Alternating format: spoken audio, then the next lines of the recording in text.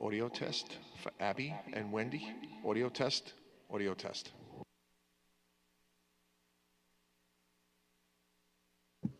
I can hear you. Can you hear me? Yes, thank you. Miss Earl, can you hear us?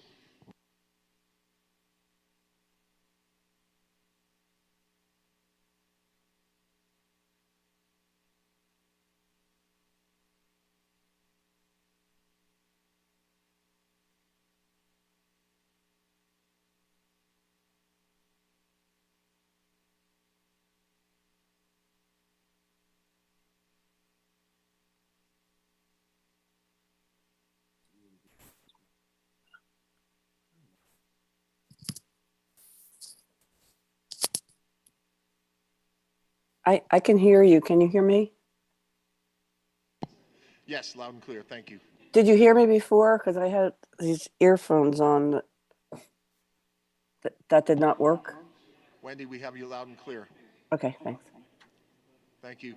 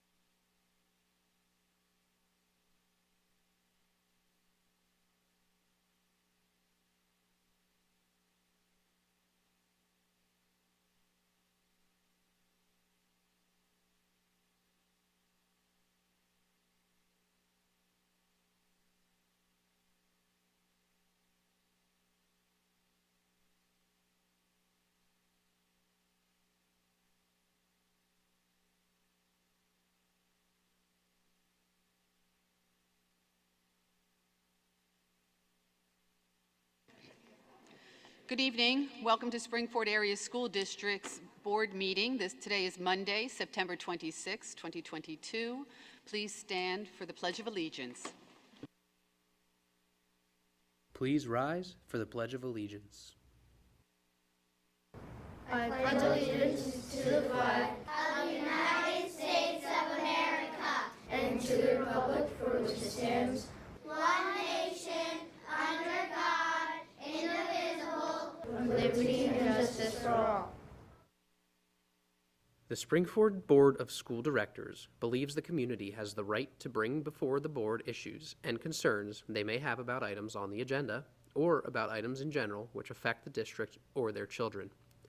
Because of this belief and philosophy, the board will schedule a time at the beginning and conclusion of every meeting to have an opportunity for community members to share their concerns with the board.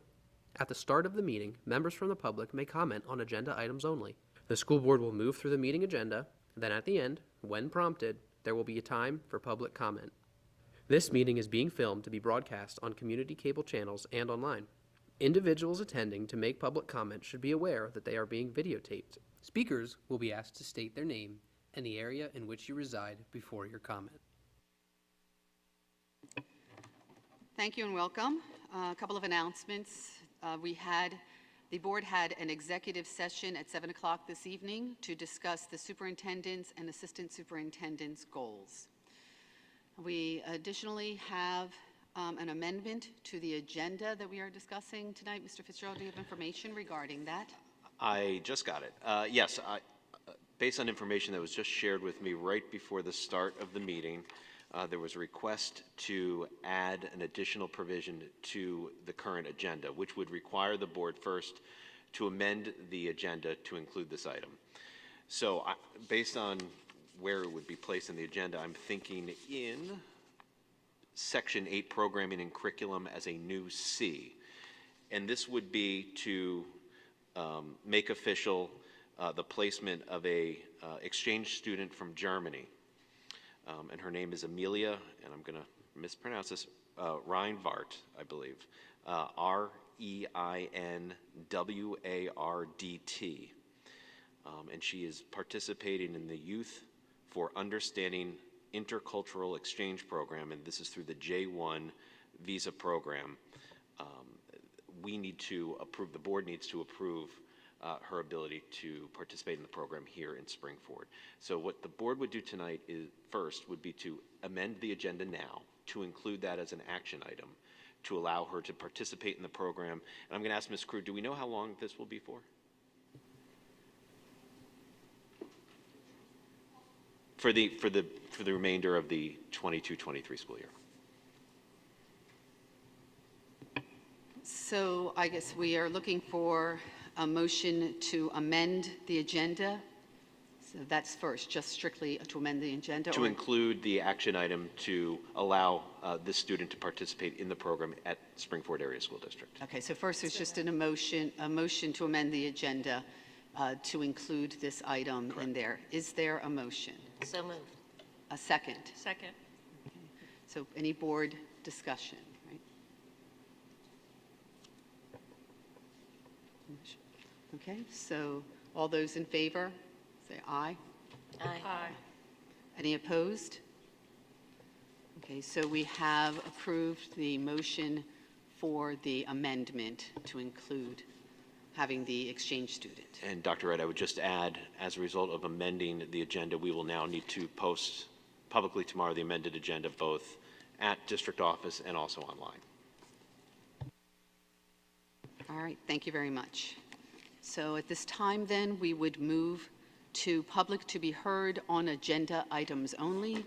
Are there any in the audience here who would like to approach the podium?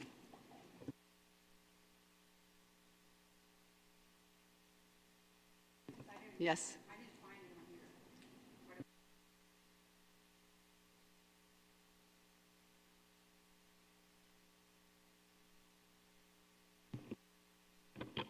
Tony Patrick, Oaks.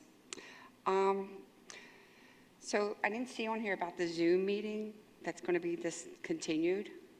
Right, so that is not something that would be on the agenda. It did not require a vote, but it is something that could be then discussed at the comment at the end of the meeting. Okay, because it was already voted on, I guess. It's not voted on, it was a board consensus. So, thank you. All right, is there anyone on Zoom? Steve, please state your full name and address and your township. Please unmute yourself.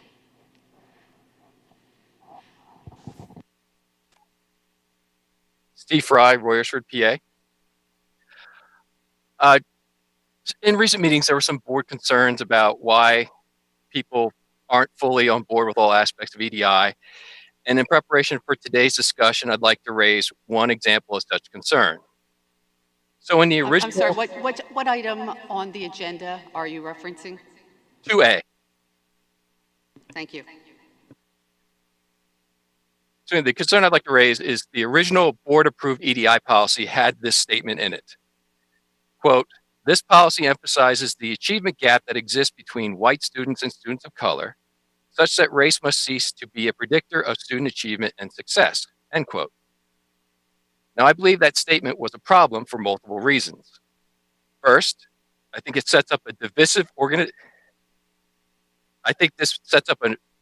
organizational dynamic of white students versus students of color, and I'm not sure that's really helpful. Second, I'd argue that what is implied by the statement isn't really true. The students with the best average educational outcomes by many common measures, whether it be national, state, or school level, are Asian students. If that is the case, how is that policy statement useful to the management of the organization? Third, if the statement isn't really true, then the EDI policy likely introduced racial bias into the organizational decision-making, which is somewhat odd because the EDI program claims to want to overcome bias. But those types of divisive messages are part of a typical EDI roadmap. You need something of a divisive identity group statements to set up a model for identity-based redistribution of resources and opportunities. And that redistribution appears to be supported in the updated EDI policy, which roughly states that educational equity will involve redistribution of resources, and some of the educational equity will be done based on historically underserved students. And EDI programs regularly use terms like historically underserved, underrepresented, or marginalized to mean identity group membership. And my concern is that individual student circumstances may be ignored in favor of identity group membership. So I'm hoping what we get today is some explanation of an EDI roadmap in clear, unambiguous language, so we can see what the school actually has planned. Thank you.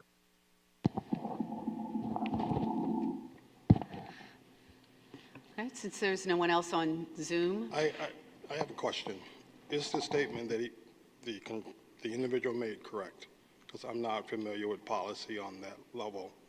So is that statement correct, yes or no? I don't recall if that was in the first version of the policy or not, but it is not in the current version of the policy. As far as the second piece that he mentioned, when he said roughly stated, I'll have to look and see what language he's talking about. But they do talk about resources and allocating them accordingly, yes. So the first— And just so that we have clarity, the term historically underrepresented, historically underserved is a metric that is measured by PDE. That's not a term that we made up. That's a term that has been collected, data that has been collected over multiple years. Sorry, go ahead. So did at one time that statement was actually in our policy? I'd have to go back and check to make sure. I'm not certain of that. If that's the case, I agree with Mr. Fry. right. Before we move on to our presentations, I neglected in doing the roll call. Mrs. Bickard, could you tell us what board members are here and what board members are on Zoom? Yes. On Zoom tonight, we have Mrs. Deerdorf and Mrs. Earl. And in person, we have Mrs. Hermans, Mr. Jackson, Dr. Motzer, Mr. Schaefer, Mrs. Weingarten, Dr. Wright, and Mrs. Zazowski. Thank you. So at this time, we will move on to our presentations. So our first presentation is for the presentation of the EDI update by Mr. Rizzo, Ms. Leese, Mr. Letty, Mr. Moyer. Thank you.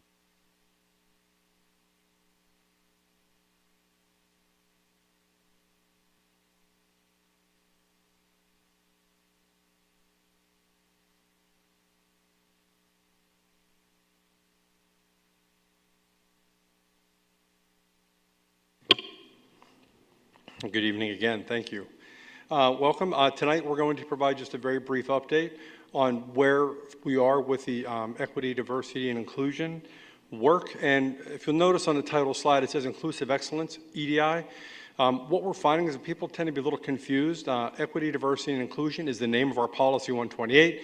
Inclusive excellence is the work that we've done over the last year with the committee. So just to kind of separate those out.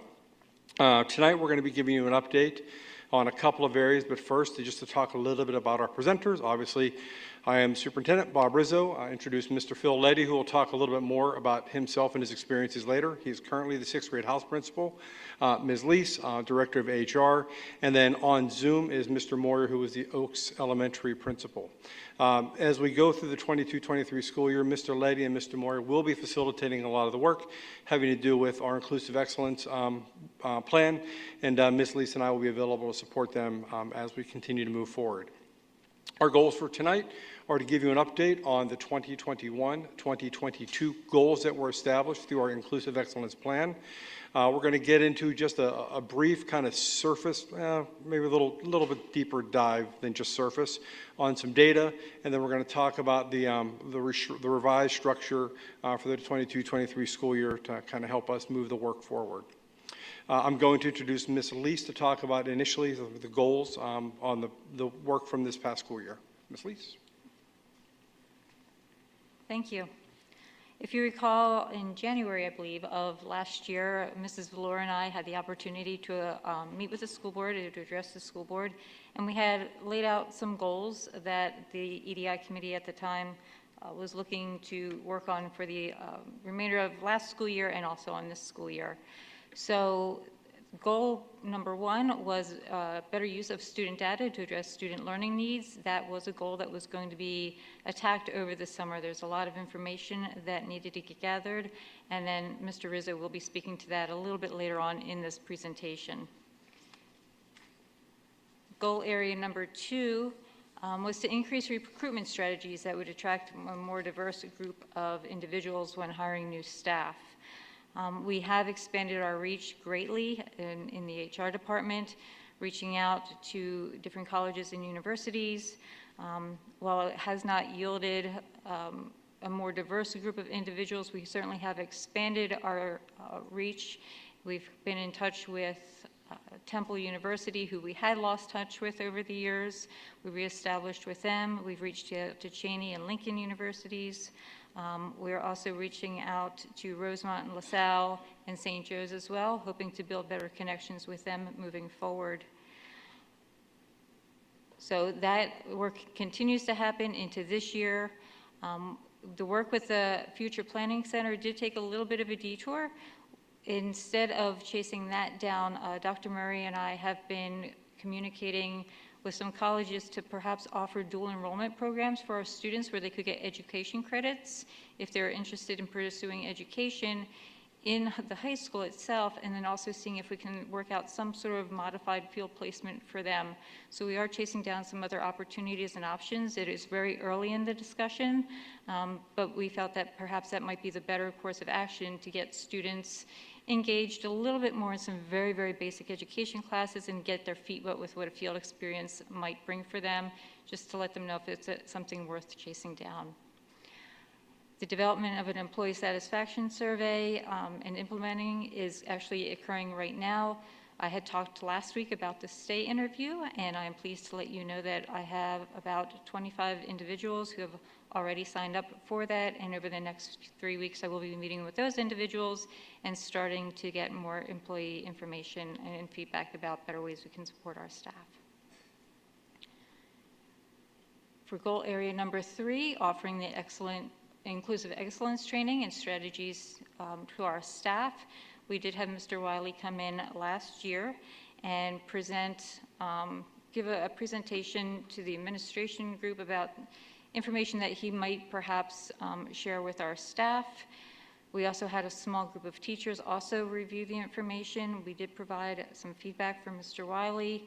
Unfortunately, with the way our professional development days fell, we were very limited on the availability in the spring.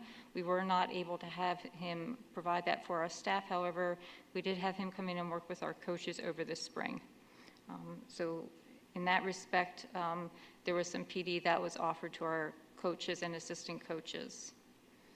The final piece is our goal 4, to create an open and affirming community that's supportive, respectful, and values differing perspectives. We have a very strong pro-social program at the 5th grade center where our guidance counselors do a phenomenal job with our students as they come together from 7 elementary schools, and Mr. Letty may speak to that a little bit more. Surveying students in grades 5 through 12 to gain insight in the clubs they would offer. And upon speaking to administrators at the high school level, there is a procedure that is put into place should students be interested in proposing new clubs. There's a process that they need to follow. They need to set a meeting schedule. They need to find a club administrator or somebody to work with them for about 6 months. They have to have regularly scheduled meetings, and then following that, they do need to follow through with a proposal, I believe, to the extracurricular committee before it moves forward from there. And then the final piece is developing mentorship opportunities. And last year in the spring, I'm pleased to let you know that the Cultural Awareness Club at the senior high school did connect with Brook Elementary School.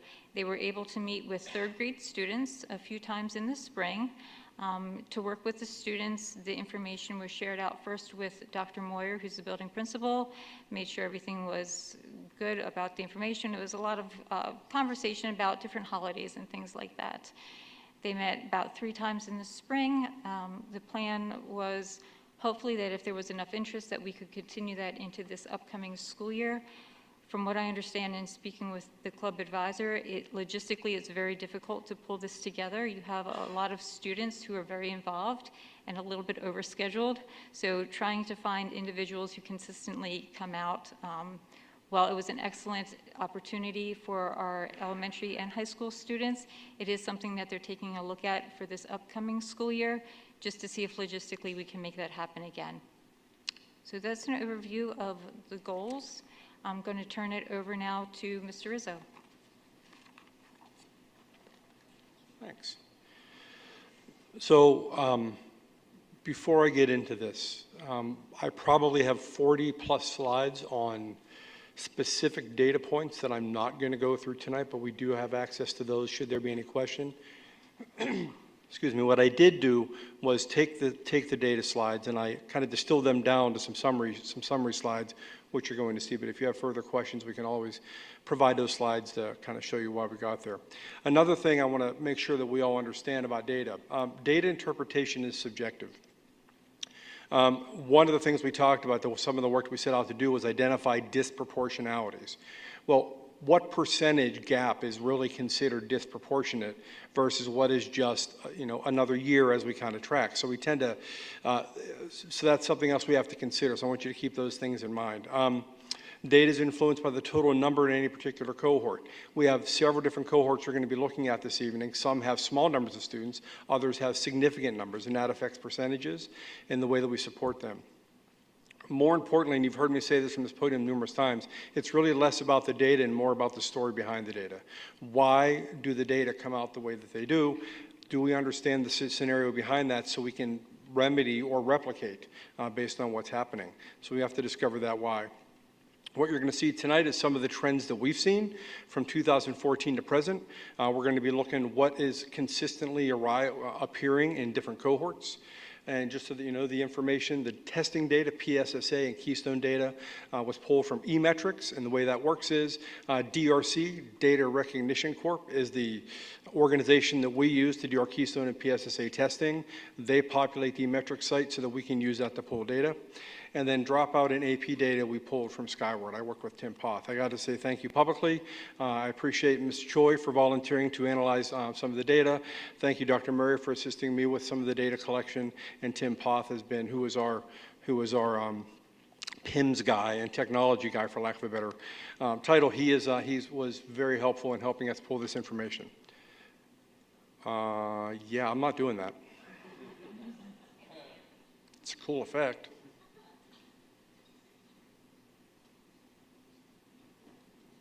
Thank you. So I wanted to start out by looking at dropout rate. because I think that's an important metric, because we want to know how our students are doing whenever they're done, they're through their time here. The caveat, the spring 4 dropout rate continues to be consistently and significantly lower than the state average in all cohorts. Subgroup data analysis does reveal there are some disproportionate findings in dropout rate in the following areas. And these are the 4 main areas that we identified to talk about for tonight and for the work over the last year: gender, race and ethnicity, special education, and socioeconomic status. I do have some slides in the backup slides that refer to that historically underserved or historically underrepresented groups, but that's not going to be part of the primary presentation. In this, when we look at dropout rate, we are seeing that males have a tendency to drop out at a slightly higher rate than females. That our Hispanic and our Black or African American students are dropping out at a slightly higher rate. Students with IEPs are dropping out at a slightly higher rate, as well as our registered free or reduced lunch. So socioeconomic status, SES, or economically disadvantaged are our students whose families sign up for free and reduced lunch. It's a self-reporting, so students that may qualify or families that may qualify for free and reduced lunch don't apply anyway. So it's only based on those that have applied and have been accepted into the free reduced lunch program. That is what makes up our socioeconomic status or our economically disadvantaged group.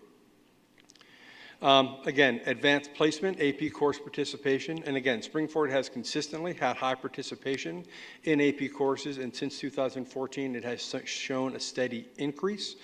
Subgroup data does again reveal some disproportionate findings in AP participation rate. And again, those same areas for the most part. Male students typically take, and I should probably, this data represents 1 or more AP courses, not multiple courses by the same person. So this is individual students, whether they took 1, 2, 3, or 4 AP courses. Male students have a tendency to take AP courses at a lower rate or less participation than female students. Our Hispanic students had lower participation since 2018. They dropped off since 2018. And our Black and African American students have had increased participation since 2018. Special education students, lower participation there, as well as, again, our socioeconomic status. And then I went into Keystone Exams. We have 3 Keystone Exams that are basically end-of-year assessments. That's algebra, biology, and literature. For the purpose of this presentation, I used only spring testing data, because spring testing data is the end-of-year data. Beyond that, if a student does not make proficient or advanced status, then they have an opportunity to retake in the winter or even in the summer. Those data are not in here. So spring testing in algebra maintains the highest participation rate and is the closest measure for comparison, which is why we used the spring session. Subgroup data, once again, does reveal some disproportionate findings. We find that females consistently outperform male students, but the gap has closed over the last couple of years. And again, Hispanic students and our Black or African American students, students with IEPs, and those with SES are all lower, consistently lower performing than what I consider to be the all-student group. Biology, you're going to see similar findings as we go through this. Female students, again, I say generally this time instead of consistently, because there are a few years where the males did do better than female students. Since 2018, with race and ethnicity, Hispanic students, since 2018, there has been a little bit of a drop. And again, we've had increased percentages in proficient and advanced for Black or African American students since 2018. And again, students with IPs and registered free lunch SES, we see consistently not performing as well on Keystones. Literature, once again, all of these assessments are showing very similarly. Female students want to consistently outperform males. Hispanic students, since 2018, we've seen a little bit of a decline. Black or African American students is another area, and students with IEPs, and again, socioeconomic status. Consistently, we've seen those areas being outperformed by the all-student group or the all-white group.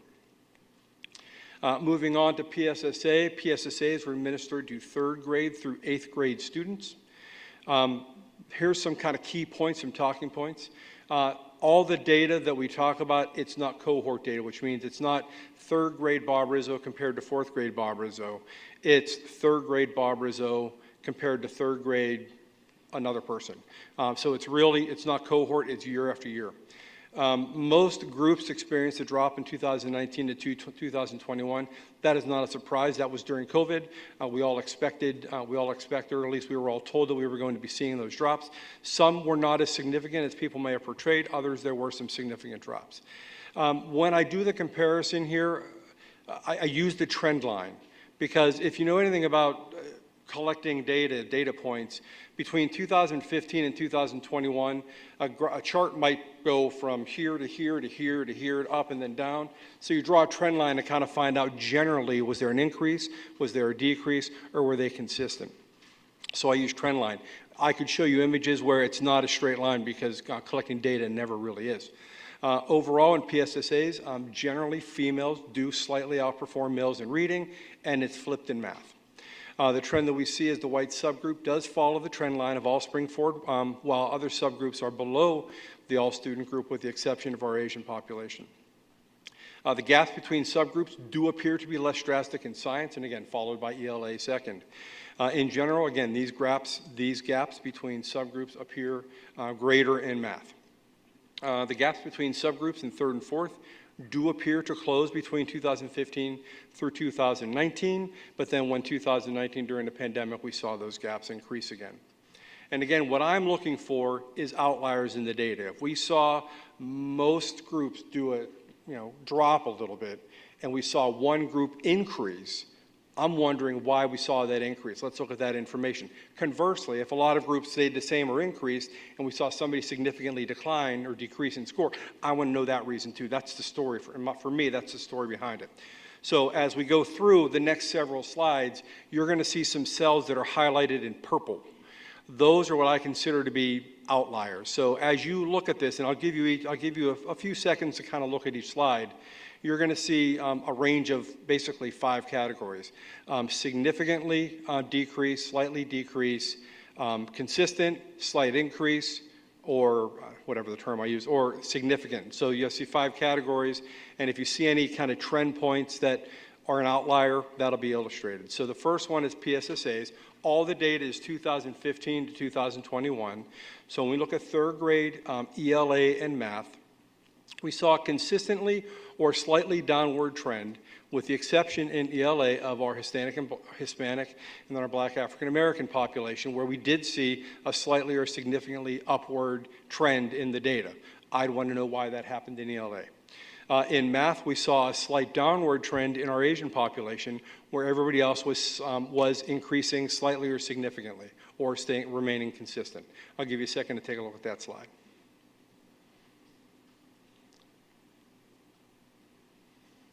Okay, moving on to fourth grade. Fourth grade and eighth grade are the 2 grades where they take the science PSSA. So in fourth grade, we have an additional column in science. And as we look, we tend to see in ELA, and again, we're looking vertically. ELA, we're looking vertically with our groups off to the left.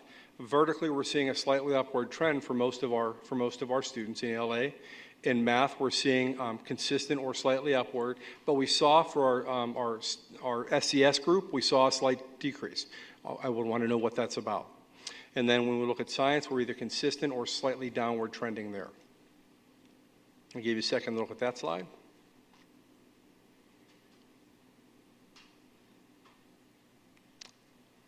Fifth grade, not a science PSSA year. And again, the same thing, we're looking vertically.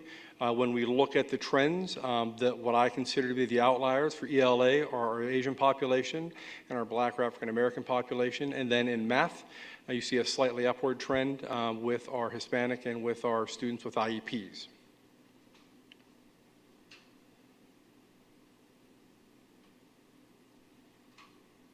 Okay, moving on to sixth grade. Once again, we're looking at outliers from the trends, and if you look at ELA in sixth grade, we see a slightly upward trend in our Black or African American population, and in our economically disadvantaged, our SES status. In math, it seemed to trend roughly the same. Going on to seventh grade. In ELA, we saw 3 what I would consider to be outliers. We have a slightly upward trend where you either see significantly or slightly downward trend in the rest of the groups. And math tended to trend similarly. And lastly, in 8th grade, again, the second of the 2 PSSA testing years in science. When we look at our outliers, we're seeing in ELA a slight upward trend with students with IEPs. We're seeing slightly upward also in science for our Asian and for our SES status groups. So again, when I look at those outliers, obviously, if we're seeing downward trends, that is something we want to look at and we want to address, and that's a lot of the goals. But beyond that, looking at what are those differences, what stands out, and why do those data stand out is, I think, some of the work that we want to cover. And a lot of this is now, everything you've seen here is district-wide data. So whenever I'm at Brook Elementary, I'm going to want to look at Brook data and find out what happened in 3rd and 4th grade and what we can do and how we can help support students. Discipline data, I want to talk a little bit about that because that was another one of our areas. Data collection in the same, these are the 4 subgroups we've been talking about all evening so far: gender, ethnicity, race, students with IEPs, and SES. So that's data that we're going to collect. At the secondary level, Skyward is the most appropriate way to collect that data and pull data reports. At the elementary level, Skyward is certainly an option for them, but it seems to me that Google Forms might be a better tool for them to utilize as well. Unfortunately, as we have kind of looked at data over the last year, we don't have enough data points to accurately identify trends from 2014 until now. But we will, moving forward, have that ability to be able to look at that data, track that data, to identify any potential disproportionalities there. And that's the data presentation. I will turn it over to Mr. Leddy and Mr. Moyer, and then I'll be available for questions at the end. Thank you. Hi, everyone. I'm sorry I'm not able to join you in person, but I'm Mark Moyer. And just a quick snapshot of me. I've worked in Springford my entire career, over 30 years, as a teacher and an administrator, with the last 23 of those years being spent as the principal at Oaks Elementary School. And this whole process is very important to me, and I think back over 30 years just how much we have changed as a district and the growth that we've experienced. Gosh, it seems like we've doubled not only in enrollment, but just from a diversity standpoint, we have become that much more diverse. So all these topics are near and dear to me, and I look forward to working with our district team and our building-based teams to really move this forward. Mr. Leddy, you can jump in. Thank you, Mr. Moyer, and thank you, school board, for having us here today to present. I guess I could start off by saying that Principal Moyer and myself are on opposite sides of the spectrum. I'm a relatively new administrator. This is 3 years within the district, but I did start my educational career off with the Norristown Area School District, which afforded me the opportunity to work on several committees with some exceptional individuals in cultural proficiency planning. I definitely would like to take those opportunities and experiences and move forward within Springford and implement some of those things and kind of help the process along and kind of carry on what the first group has done. So with that said, I think we can jump right into our district core team, and Mr. Moore, if you want to speak to that.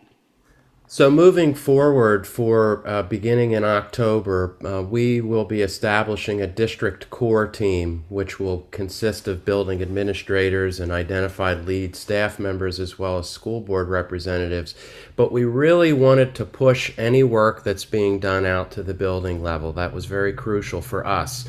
And so each building will have its own team that will, of course, consist of the administration and identified staff members, as well as parent representatives. And whatever we end up discussing monthly at our district core level meetings, that will then be pushed back out to the buildings, where we will begin to generate a lot of discussion around a lot of topics, some of which was already discussed through the data that was just presented by Mr. Rizzo. But ultimately, we're looking for the best ways that we can support our students and our staff. And so you as you can see, there will be monthly meetings, and the primary goal will be to infuse our discussions as a district back into the building and building level, and also to generate feedback and ideas so that we can help one another. Yes, and as Mr. Moyer stated, Mr. Rizzo definitely went in depth on our data, but we also feel that it's more than just the data. We want to take a look at that student experience, and being at the 5-6, I have 7 different elementary schools that feed in, so that is 7 very unique buildings that are coming in, that we want to look at what is that student experience, what is the family experience, and we feel that the building level team is an excellent opportunity to really find out what is going on in those buildings and to really implement any ideas and strategies that we come up with on the core team level.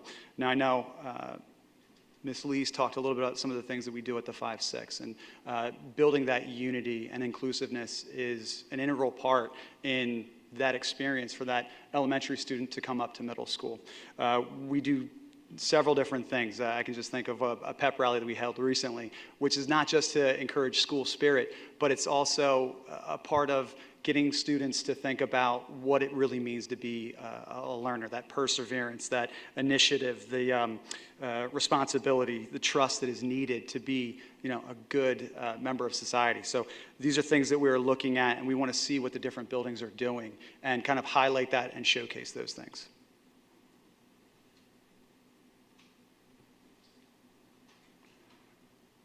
Moving on to our next slide, we have the meetings that we talked about. Our core team is going to be meeting in October, followed with the building level teams meeting immediately afterward. Core and building teams are going to meet monthly going forward.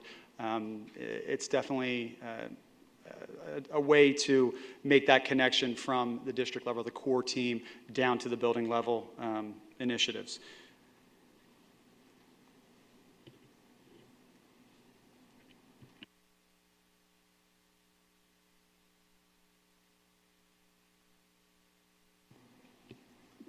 Questions? Sorry, that was me hitting the wrong button. Thank you. I just wanted to jump in and thank you very much for this information. You know that we've been waiting for a while to hear it, the report, and I appreciate the time and the depth and all of the information that you provided here tonight. I'm sure you'll have lots of questions, but I just wanted to take the moment to thank you and everyone behind the scenes that contributed to this and continue to look out for the best interest of our students. So thank you very much. Any questions or comments from the board? I'll start. You've made a couple of presentations previously. So with this structure, is everything you've done previously trash now, and this is the new structure going forward?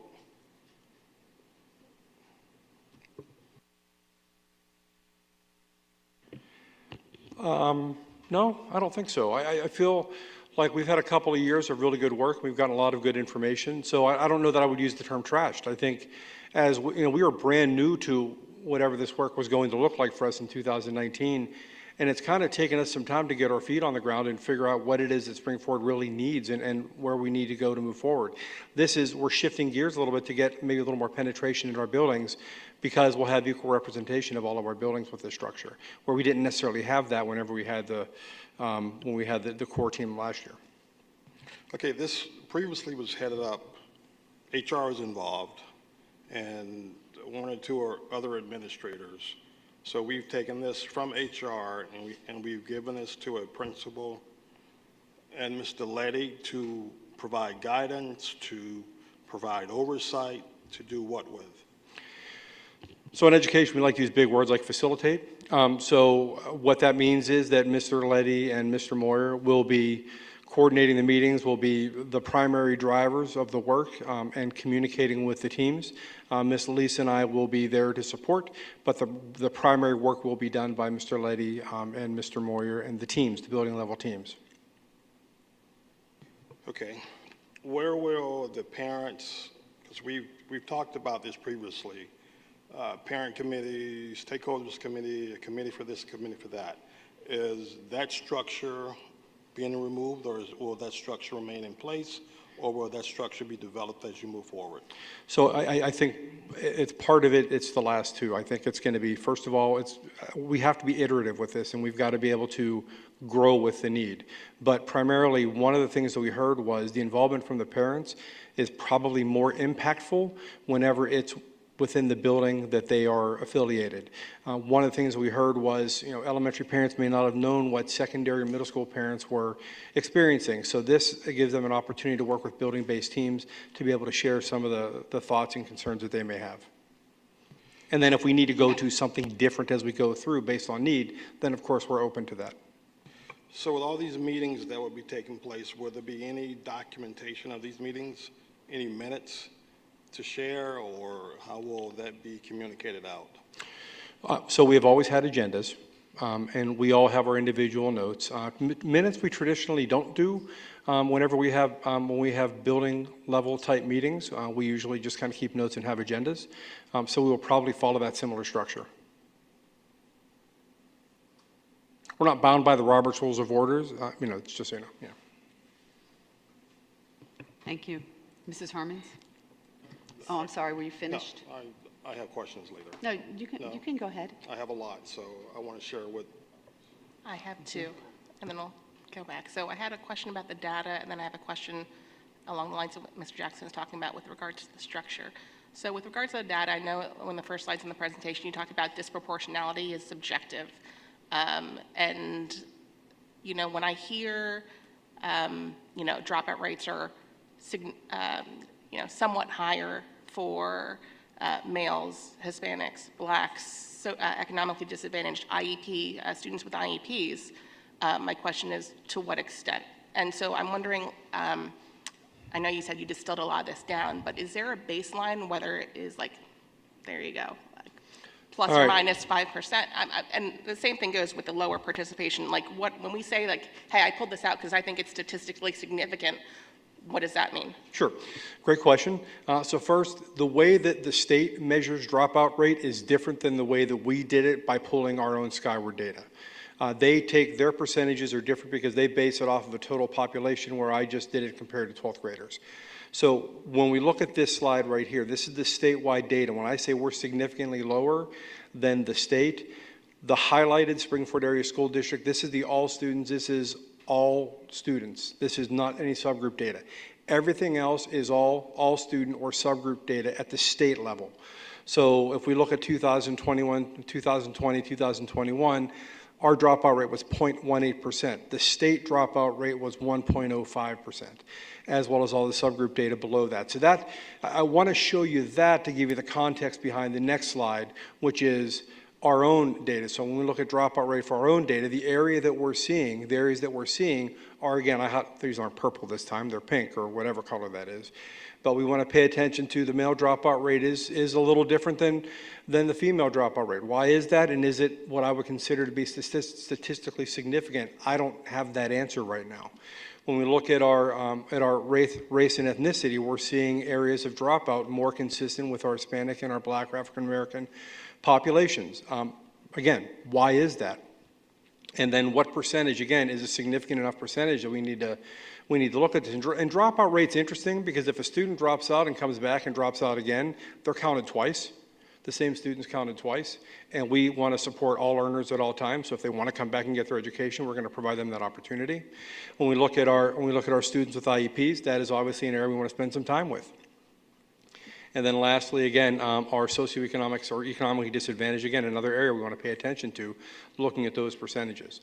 So that just kind of gives you a picture of how we ended up where we ended up. Which one of those are significant? I think they're all significant when you really consider it, right?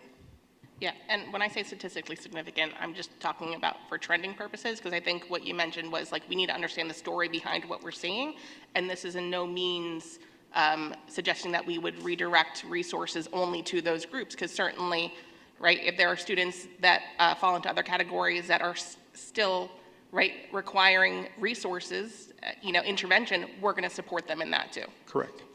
The second question I had was along the lines of what Mr. Jackson was talking about. So I need help understanding a little bit around the new structure, because,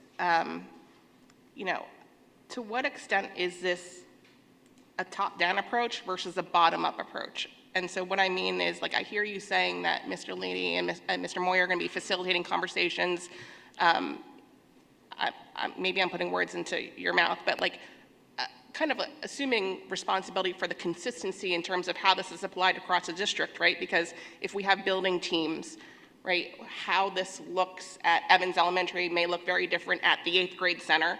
But I think that there's best practice sharing that we can talk about to make sure that, like, as a district, we're applying some type of practices consistently to help drive EDI.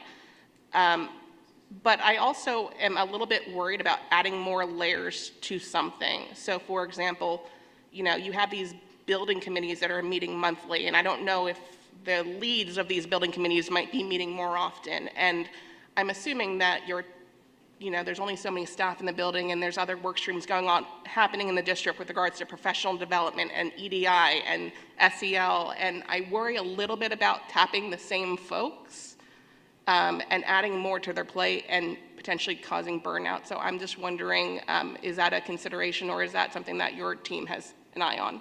I'm smiling because I feel like you probably bugged our room whenever we had a discussion about this, because you're correct. Whenever you look at the teams that we have a lot of building level teams. And one of the things that we had discussed was, do we really need an EDI only or inclusive excellence team only, and then an SEL team, and then an SAP team, and then we have multiple teams across all, drawing a blank right now. Or do we really look at how we do our team meetings, and do we combine and we just look through different lenses during that time so we're more efficient with how we meet? And yes, I agree that that's a discussion that we are considering, and I'm cautious with how much top-down versus kind of growing organically. I'm a little cautious of saying this is how it needs to be, because I do believe that the team needs to have some discussions in terms of what that looks like. So I think some of it is we're going to get together and talk about what we think is best. And again, being fluid enough to switch gears if we find that we're asking too much of our staff, or there's not a clean way to put a couple of building level teams together. So I think that process is going to evolve over the course of the year. Did I answer your question? All right, I'll stay with structure. Based on where we are now, do we or do we not see a need for a consultant? Yes, we do. But not in the way that we had a consultant last year. In fact, we're really more talking about contracting and professional development. We would like to bring somebody in for a specific need, not to drive our efforts, not to move the whole district forward. Last year, we grew and we learned from our time with our consultant last year. We don't need a consultant in that capacity. We need somebody that is an expert in a particular area. We prefer more local, that knows our district, that knows our students, and knows our communities, to have them come in and have conversations with our staff to give that professional development on an as-needed basis. So that's a yes, we need a consultant, and no, we don't need a consultant. That's a yes, we need a contracted professional development provider, not a consultant. Well, I think we're splitting hairs here, but we're looking for someone who can help us create or refine the structure. Possibly. I'm asking Mr. Rizzo, please. We're really focusing on professional development for an expert to come in. If through those meetings and those communications that there are ideas exchanged, then we're certainly going to be open to that. But we're not bringing somebody in to look at our structure and say if we're doing it the right way. What do we define as an expert for this? Wow. You always say that it's a simple question. This is not a simple question, because how do you define an expert? Somebody who is tried and true in the work, somebody who has an established practice of being involved with other districts, that has a resume and credentials to go, and credentials as well as I would go as far as to say has some recommendations from other districts that have utilized that person. That's about the best answer I can give you right now, Mr. Jackson. I would call it a consultant, but I'll let it go. Okay. Do you have a budget in mind that you're looking at for this expert / consultant / something? We do have a professional development budget that we can draw from to pay for the resource, to pay for using a consultant. Thank you. Okay, so going off of that, I took it differently. What you were saying, that we don't need a consultant per se, but maybe even a variety of experts that could come in and provide the professional development that we see fit to drive this programming forward. Would that be accurate to say? That's Or not? correct. They would fill a Okay. need that we would identify as our teams, yes. That's what I was taking from what you were saying. But that actually is my first question, and maybe this is more for Mrs. Leese, about Mr. Wiley that we had in here. I understand from your presentation and from what I had learned before that he did professional development with coaches and assistant coaches, but scheduling conflicts, what have you, did not work out for a lot of coaching, presentation, professional development, otherwise. It was strictly with the coaches and assistant coaches. Is that correct? Correct. And what other professional development or presentations or presenters or what have you took place in the last block of time beyond Mr. Wiley? Was there anything else that was brought in? There was not.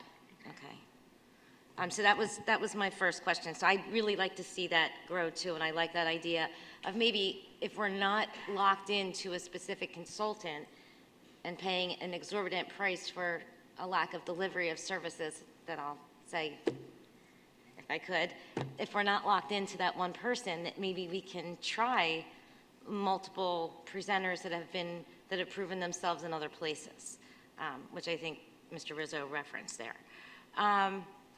Also, when you were speaking, you talked about, because this is kind of a concern for me too, I see that there are efforts for the growth of this programming from 5th to 12th grade, but there's not as much in the elementary schools, right? And that's a harder group probably to get, but I would like to break whatever stereotypes might start to grow at that point. And I think maybe that cultural awareness and the working with Brooke, we had talked about that a little bit last year and asked about that continuing and expanding to the other elementary schools. Now, I realized that from what you said that it was a success, but it was also a scheduling nightmare in a sense. That is correct. Okay. Are there still conversations happening that maybe Yes. that can try to continue? Yes, there's still conversations happening. The clubs have just started back up. From what I'm understanding, the executive committees of the clubs are now getting together. I'm not quite sure of the structure exactly, but I was told that those conversations would be happening. I just don't know when everything gets up and running with high school clubs and when something like that, if it can occur, when it would start. And are there other efforts or grassroots programming that's happening in K through 4 at all? I always feel like we focus so much on the high school, and I don't ever want to leave the elementaries out. So is there something else happening to bring this into focus in the younger grades? Sure. At this point in time, no, but that is one of the reasons that we were looking to have more building-based opportunities, so the schools could focus within their buildings to identify areas of need. Our K through 4 schools have excellent pro-social activities for students, and it's just a very different learning that occurs, K through 4 versus the upper grades. So we are hoping to implement a little bit more K through 4, but more at the building level rather than from a district-wide committee pushing down. Yep, and so I think you're right that there are a lot of pro-social activities in the younger grades, and that maybe that's an opportunity to bring this into focus, right? Because I think we're already doing a lot of things, but maybe it doesn't have this lens on it. And I think it was Mrs. Earle who might have even said something to that effect before, not specifically related to this, but just the whole EDI movement in general. And then the principals in the buildings, so I get that, right? But the administration, I kind of look at that as still being more in the community, so I'm really with Mr. Jackson with saying that, have we completely abandoned that structure of how we were bringing in the parents or the community? We had those little different, we had all of those subgroups that we had been told about. Are they still Are they dormant? Are they gone? Are they active? The only other group there was the parent committee, the district level parent committee. What we are looking to do is take that enthusiasm and expertise that they brought to the table and apply it at the building level. So those individuals have indicated that they would still be like to be involved at the building level. And as Mr. Rizzo said, we will be reevaluating as we go along. If there's a need to share the information out with the PTOs and through the building level work, that I'm sure that would happen as well.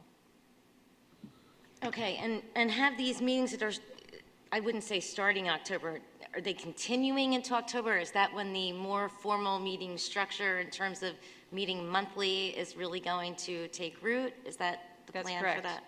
Okay, and I just wanted to go back to and comment about the math, the data that Mr. Rizzo proposed about the math. I wasn't at all surprised by that because it really did echo what Katie Gardy had presented to us last year, and that was based on the PSSAs at that time. Is that correct? I didn't see your presentation, but I did see, I previewed parts of it, but it would make sense. We're pulling it from the same place. Well, that's good then, because then that's some consistency that we know is an area, and hopefully that this can start to address that. Okay, so my last question, when is the next presentation, or how often will they be now that we have established this monthly structure for the meetings?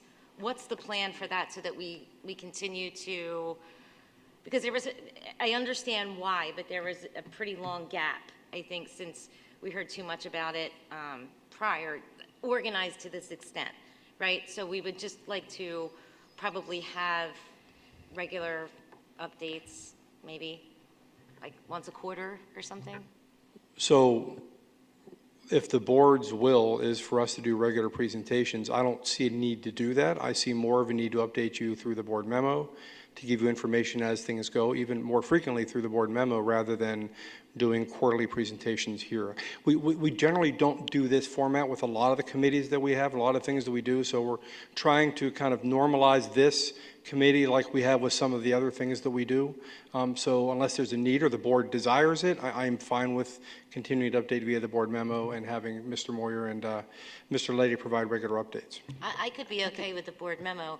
I still think, though, for the community and for the transparency of the board, that maybe we should do it at least once a year. If maybe we could do that. And I think that's a discussion at the board, kind of consensus thing. I think it's a lot of work to prepare the presentations. I would be interested in the once a year. I would also like to continue. I know that we have talked about having our student reps talk about what is occurring in the buildings, including the elementary buildings, and maybe having our principals share with the student reps some of the activities that are going on. And that may be a way of kind of communicating at the table, here. Your thoughts on that, Mr. Rizzo? Again, whatever the will of the board is, we will make it happen. We can provide updates however you want to have them. We can share them with our student reps for sure, as far as what we're doing at the building levels, or whatever you feel most comfortable with. Yeah, I think given the amount of effort that's going into this, the planning since 2019, it would be good to see what's working, what's not working, some of the ideas that we're thinking about, probably, once or twice a year, or if there's a particular event that was successful, to let us hear about it, because I think all this effort, all of these core meetings, building level meetings, there's going to be some good output, maybe some bad output that would teach us some things as well. So, we also have a couple of board members that I want to make sure that they've had an opportunity even before we need to finalize that. Mr. Schaefer, did you have any questions or comments that you would like to make at this time? Sure, thank you. Just quickly, so on goal number 2 on the update, which I think had something to do with increasing the recruitment efforts for a more diverse workforce, did I see there was a staff survey listed on there? And if so, what purpose could that possibly have? Sure. So one of the ideas behind that, and if I can just go back to that real quick.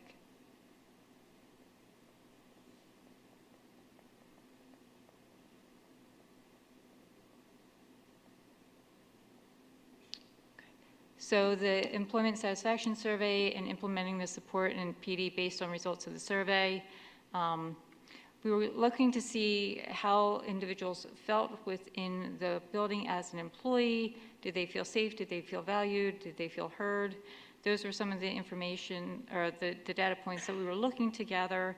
Again, this ties into the stay interview that we're putting into place for this upcoming school year. I'm going out to the buildings to gather the feedback, developing the mentor program for the staff. That is something that is going to be one of my goals for the upcoming school year for our instructional assistants that will somewhat mirror what we do for our teachers when we have new hires coming in.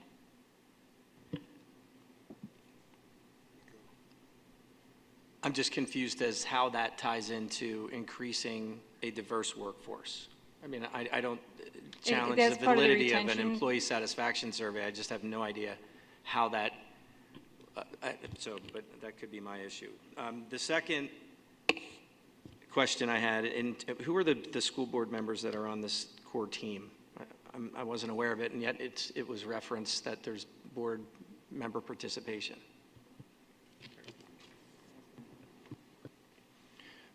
None. At one point, I had reached out to the board members and asked who might have an interest, but nobody's been, at this point, nobody's been assigned the task of being part of that committee, or nobody's informed me officially that they want to be on the committee. Not true. At least one of you did reach out to me, yes. Right, so this is something that I think maybe as a board, we need to discuss about how we would do that and what that would look like, so. So to clarify, I'm sorry, Mr. Schaefer, go ahead. Thanks. It's just so fair question then when it's referenced that it has board members and yet that's not true, right? Or is that aspirational? That's aspirational. Okay. That's kind of where we see it going. And then my last question is with regards to Mr. Wiley. Did he deliver exactly what was proposed?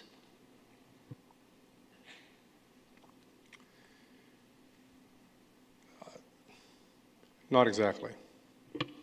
Was he paid the full amount? I believe he was, yes. Is this a practice that we undertake often? I realize with the size of the budget, but how can we be paying an outside vendor for services not rendered?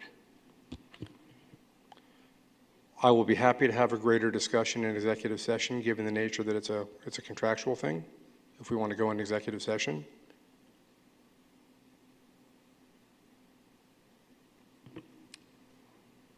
Are you asking me if I want to go in executive session? Putting it out to the board. I'm asking questions about stuff that was presented. I don't know. I don't want to go in executive session, right? We're 45 minutes into this one singular topic, but those are my questions. Thank you.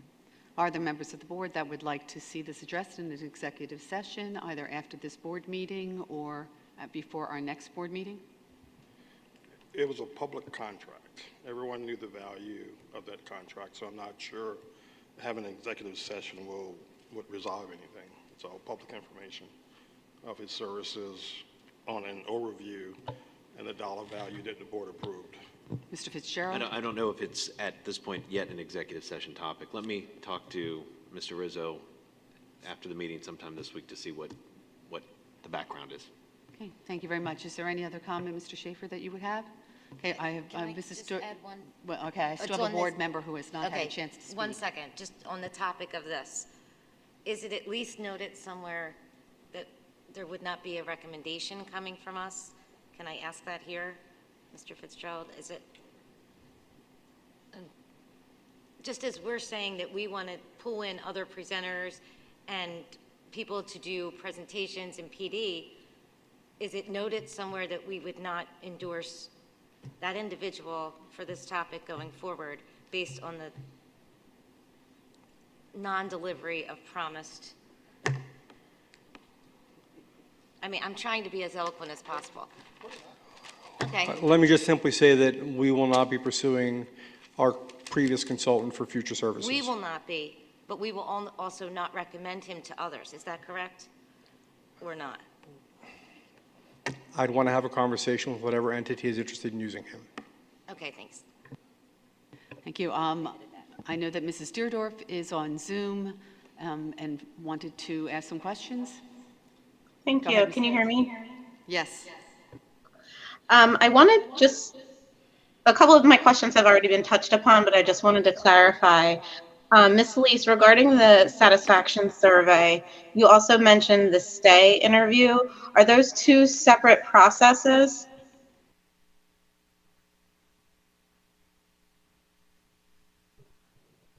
Sorry, I was asked to turn it off. They are two, the survey mentioned in here was part of the retention. So we were looking to retain employees, which is of course what a stay interview is looking to do as well. Does that answer your question? It does. When would you expect results of that survey? I'm starting the stay interviews this week with approximately 25 plus employees, and then we'll be moving forward and rolling out from there. Okay, great. My next question was regarding the professional development that was held for our coaches. And forgive me for not having expertise in this area, but I guess professional development can be required and it can be voluntary. Is that correct? That is correct. Was the training that the consultant was offering our coaches, was that mandatory or was that voluntary? It was voluntary. And there was little to no participation, is that correct? I was not at those meetings. As what I've been told is there was little participation. I don't know exactly though how many individuals did show up for those meetings. So moving forward with the professional development piece, because I think that's so important, and I know that's what our staff in the buildings are asking for on this topic, do you see there being opportunities that are voluntary and required, or how is that usually navigated? From the information that we've been discussing so far, it would be more of a mandatory and voluntary. So it may be mandatory on certain in-service days, and then we have other in-service days where it's more of a choice day that individuals can sign up for different presenters and different topics. Cool, thank you. My other question was regarding student experience. So I know that data is really important and we've been looking for that data, and I really appreciate the work that was paid, attention to that work that was paid over the summer to get those details. But I do think, kind of piggybacking on what Mrs. Zowski said, making sure that we are including that student experience on all grade levels is important. My other question is about, I still am having a little bit of a difficult time wrapping my head around and this may be more for Mr. Rizzo, Mr. Moyer, and Mr. Letty, about the structure of the new group. Would it be accurate for me to say that there will be an overarching goal? Like, are we still gonna, like the 4 goals that were listed in the beginning of this presentation, are new goals going to be decided and then sent out to these building level groups to kind of work on those goals in the ways that they see fit? Because I think it's important to have an overall message goal, and then, giving the groups the autonomy to be able to see what they need to meet those goals. But I think it's important that there's like a district-wide commitment, or I don't know. Does that make sense? This is the first, most I've seen in a really long time. So that makes sense. There would definitely be goals. You have to have goals to move forward with any work. So goals will be established. How they're established, we leave to the team to kind of decide, and Mr. Moyer and Mr. Letty to figure out the best way to do that. Certainly there are some district-wide things that we would like to see goal areas written around, but also there would be building-specific goals based on the data individually at those buildings and the needs of those buildings.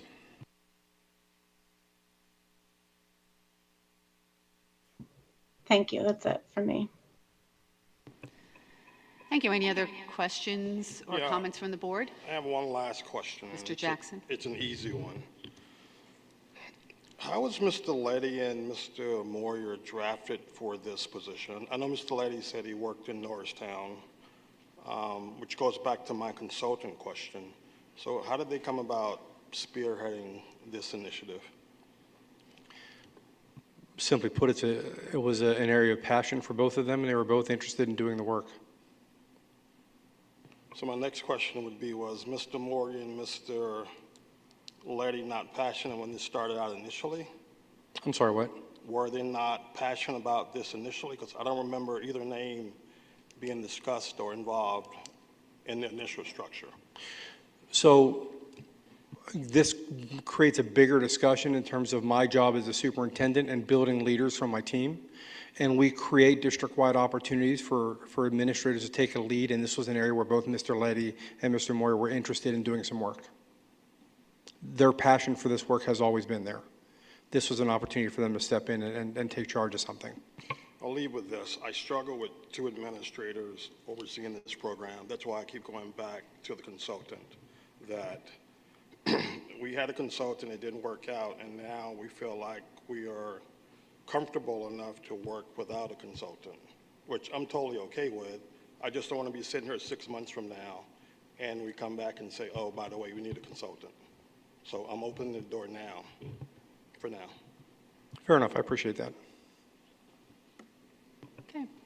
There are no more questions or comments from the board, and we'll move on. Thank you very much. Thank you. We can clap.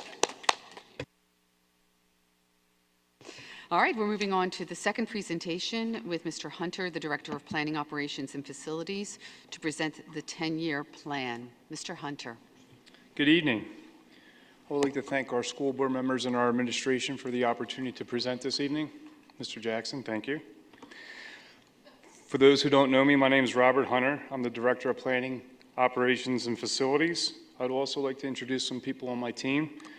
Sean Ryan, Supervisor of Operations. Mr. Fink, our CFO, who's going to be chiming in on some of the financial slides, as well as, and lastly, Phil Solomon and Tim Guider from ICS Consulting. They've been our partners from the very beginning since 2019 in the planning process. Our goals for tonight are to walk through the planning process, preview the 10-year improvement plan and proposed budget, highlight the planned work over the next 2 years, including funding options, provide board members information to support in the decision-making process. Tonight's agenda will review the steps that went into the planning process to address the district's facilities needs. We will review the 4 individual parts that make up the 10-year plan. We will also look at the 10-year proposed draft budget with an emphasis on fiscal years 23 through 25. Following the slide presentation, we'll take any questions that you may have. When I came to Springford in May of 2018, I was tasked with developing a 10-year facilities improvement plan. This planning effort has been 4 years in the making and remains a living document as we plan for future years.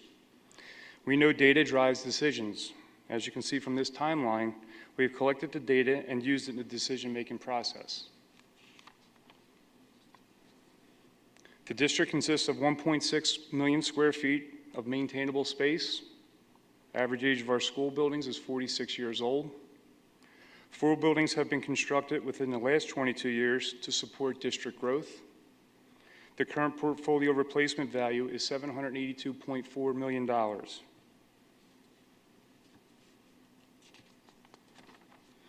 In September of 2019, ICS presented findings from the Facilities Condition Assessment that rated the condition of each building measured by an index score.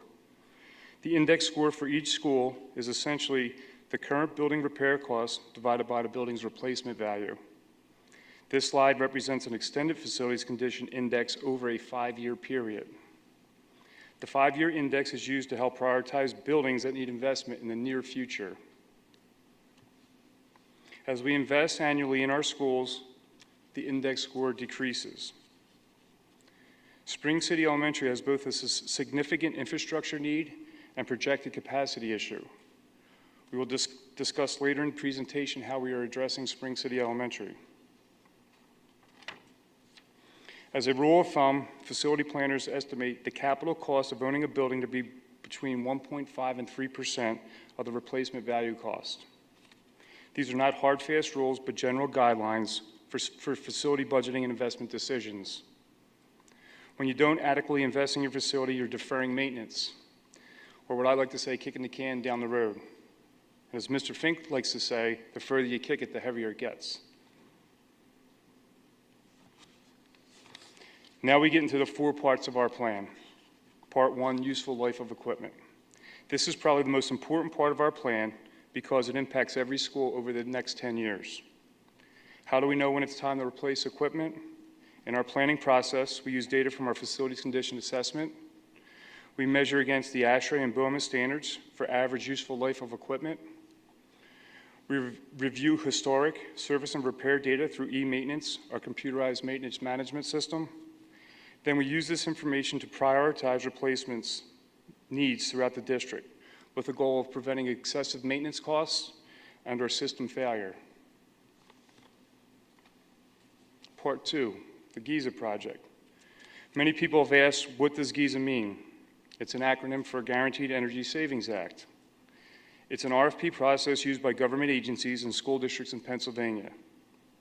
What the guaranteed actually means in Giza, if the energy conservation measures don't meet the projected energy savings, the contractor will pay the shortfall to the district. The project scope and installation costs are also guaranteed.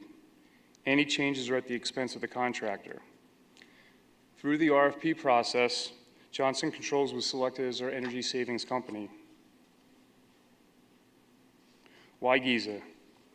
The equipment proposed for the replacement in this project is already beyond or nearing the end of useful life. In the past, we had to replace components of the building HVAC systems, as an example, boilers, chillers, unit ventilators, individually each year. This option allows us to get the entire system replaced at one time.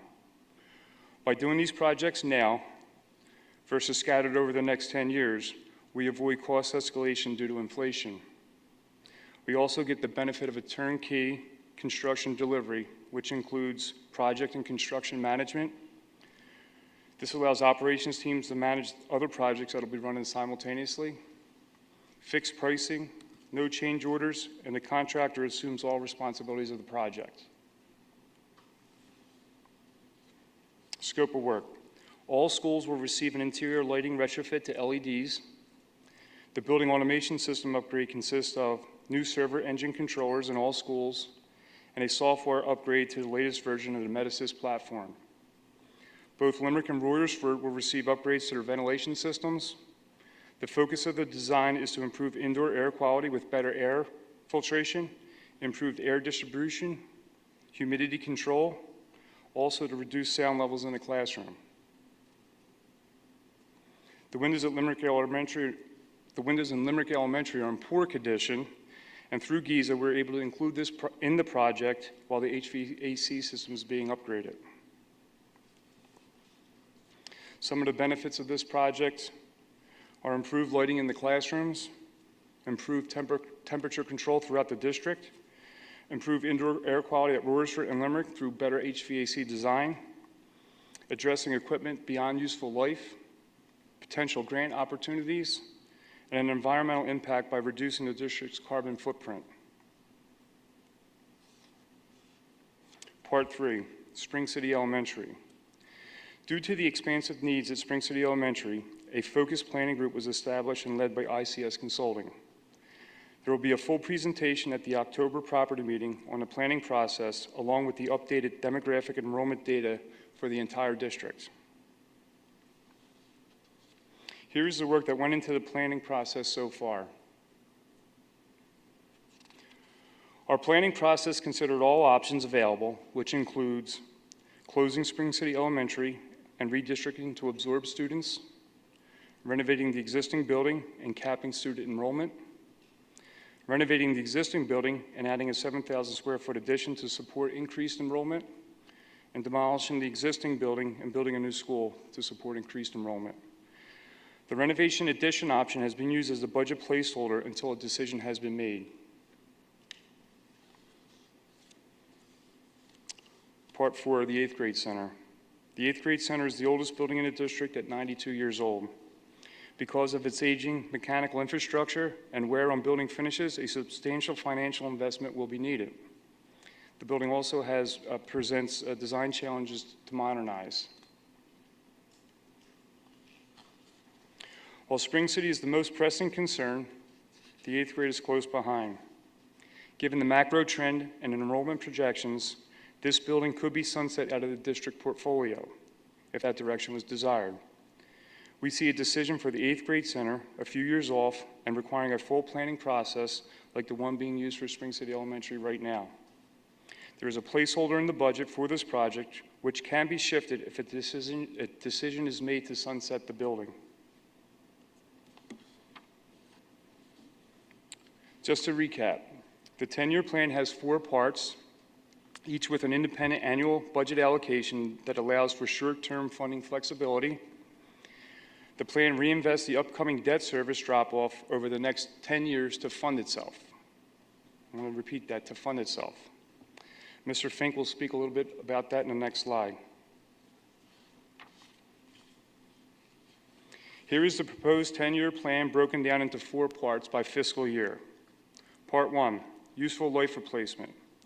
Total $61.7 million over the next 10 years. The total for each year is the sum of the planned projects for that year. Part 2, the Giza project comes in at just under $17 million. Part 3, Spring City Elementary has a placeholder in fiscal year 25-26 of $17.4 million. Part 4, the 8th grade center has a placeholder in fiscal year 26-27 of $20 million. The total proposed over the 10 years is just over $116 million, which is approximately 1.5% of the portfolio replacement value. The area highlighted in green will be the focus of our next slide. This plan is not inclusive of all the needs the district has, but represents the essential items that keep a building safe, warm, and dry, and conducive for learning.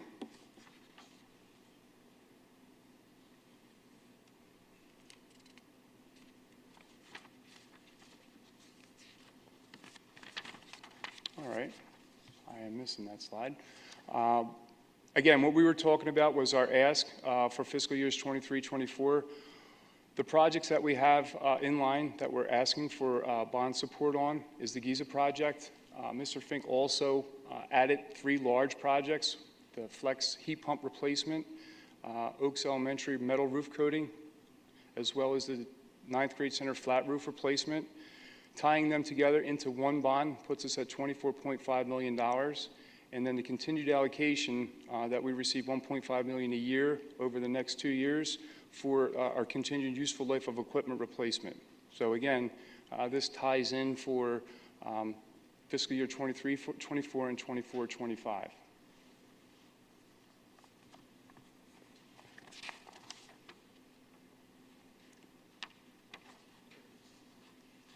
Yeah, this is the slide. Okay, so you might remember this slide from earlier, and this is why we're here tonight. We need to replace equipment that is beyond its useful life, plain and simple. The light blue represents reduced index scores from investments made from this year and over the next 2 years from our proposed funding plan. If we follow the 10-year plan as presented, all Springford schools are projected to be in good condition with less than a 20% index score. And you can directly see the results of our investment from this slide compared to what they were before we started.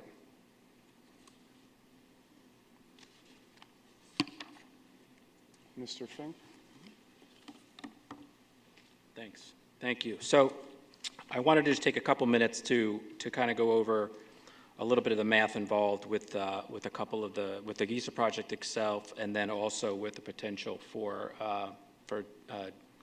bonds for debt incurring or adding some debt, or however that works out. So first, let's take a look at the Giza project and look at I would like to call it a cash flow, but it's not really a cash flow. It's more of a profit and loss and how this works. So Mr. Hunter mentioned a couple of things in his presentation. He mentioned something that said guaranteed savings. He mentioned something that said potential for operating and maintenance savings.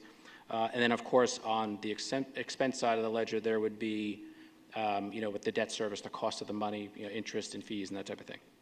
So if you look at over a 20-year period, what you can see on the board there is the guaranteed utility savings of about $4.7 million over 20 years. So what does that mean exactly? Well, what that means is if we don't see those savings come through the project over those 20 years, the Johnson Controls is going to pay us the difference. So that's a good thing, right? I would guess, and of course I'm not going to put pen to paper on it, but I would guess if they're guaranteeing that, it's probably more. Why would you do that and not have a buffer, right? So that's guaranteed. The other side, right next to it, is estimated O&M savings or maintenance savings. So in conjunction with Johnson Controls and ICS and Mr. Hunter, they look at what our operating and maintenance costs are with relative to the equipment that they're going to be installing. Collectively, they estimate that to be about $2.5 million over that 20-year period, for a total of about $7,346,000 over 20 years. So that, on an average, is somewhere around $350,000 a year. Not a bad thing, of which $220,000 of that per year is guaranteed. Not a bad thing. On the cost side of it is the debt service and the interest, of course, is the biggest majority of it. In working with our bond consultant, in looking at the current market conditions, we're estimating the debt service, interest, and fees to be approximately $3.5 million. Actually, we're looking at 15-year bonds as opposed to 20-year. It goes way up when you go to 20. The one thing I definitely don't want to do as a finance guy is have the bonds go longer than the life of the product I'm installing, because then I'm going to start overlapping debt. That doesn't make any sense to me. There are some small service agreements that would go with some of the products that were being installed as well, for a total cost, of interest and fees and service agreements of about $3.6 million. So 7.3 in potential benefits, some of that's guaranteed, versus 3.7 million in costs. I'm sorry, 3.6 million in costs, leaving us with about $3.7 million in benefit over that time. So what's interesting to me about this, when I look at it a little bit deeper, is if I look at the savings side of the formula, I look at potential for $350,000 of either reduction in the budget, right, or a reallocation of those funds. One thing that Mr. Hunter just alluded to, or just had up on the board, was we do $1.5 million of what we call moving over to our cap reserve for the summer project. Sometimes it's a little more, sometimes a little less, but it levels off to about $1.5 million. Well, the cost of the things that he's doing year over year over year, especially now we're all experiencing the inflation that we're experiencing, they're going up. That number should be going up too. So perhaps some of that could be used to offset, to help increase that number. On the benefits side, if you average out your $3.7 million over 20 years, you come up with an average savings about $175,000. I'm sorry, average profit and loss of about $175,000 benefit net, right? So that's how that works. But that's not how it works in the budget. So when I look at the budget side of things, and now we're talking about appetite to incur debt, right, to pay for this thing. And a couple of the other projects. Remember, what we were talking about was the Giza project, which is the big piece, $17 million, plus $5.6 million for the 20-year-old now heat pumps at the Flex building that are ready to be replaced over this year and next year, right? Correct. Yeah. The roofs at Oaks and at the 9th grade. So totals around $24.5 million in bond proceeds that are needed to do those. So some of you who were on the board a few years ago or were paying attention from home, this slide may look a little familiar. So what it does is it shows us what our appetite for debt is in the current budget and the current budget forecast. So the blue line at the top, that's what's in the budget forecast. That's what we've projected. That's where we're at, about $14.5 million, seeing that incline as costs increase over those years, to roughly $17 million about 10 years from now. The red line is what our debt obligations currently are. So you can see that number is falling off, right? So at the end of this year, some of our debt will be maturing. will go from about 14.5 to 9.3, so call that about $5 million. That's that debt cliff, first debt cliff, right, Mrs. Zowski? I know you love that term. I do. I know you do.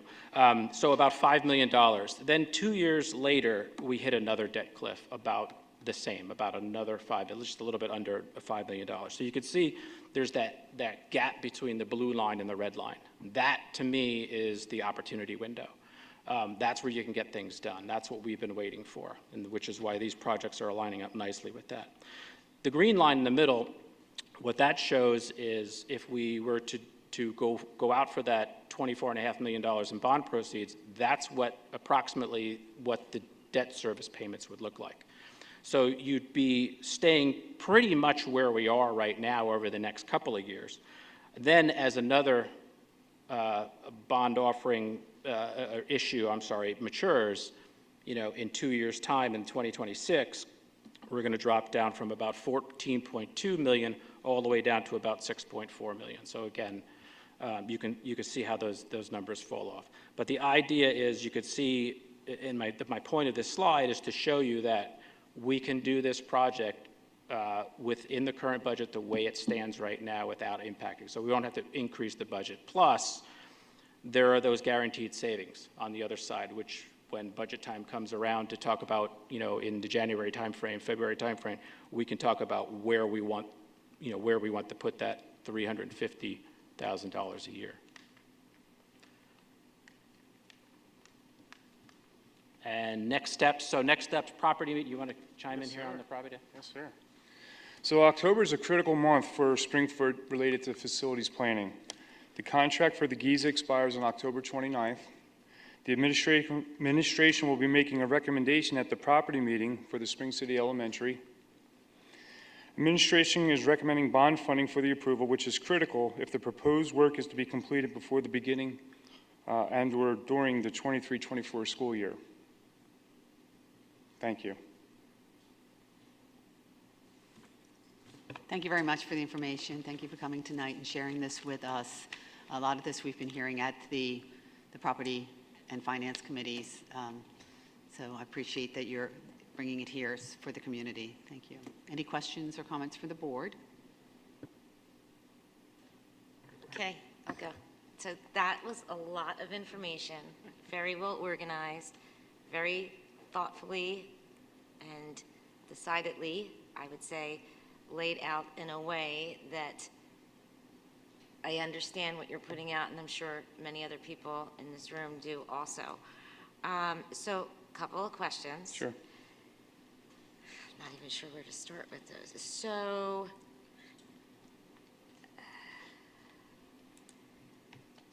the 1.5 million that we've been doing each year, right? Maybe this is more for Mr. Fink. I'm not sure. You guys can tag team it.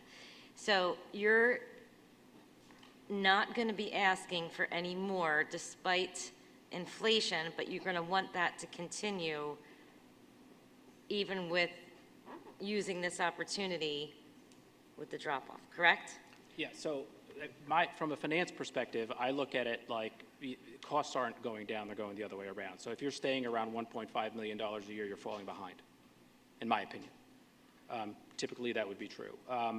I think, in discussions that I've had with Mr. Hunter, $2 million might be the right number. I don't know that we're ready to take all of that on one bite, but probably using some of those savings that we're seeing to try to build up a little bit along the way, using that rather than any other means.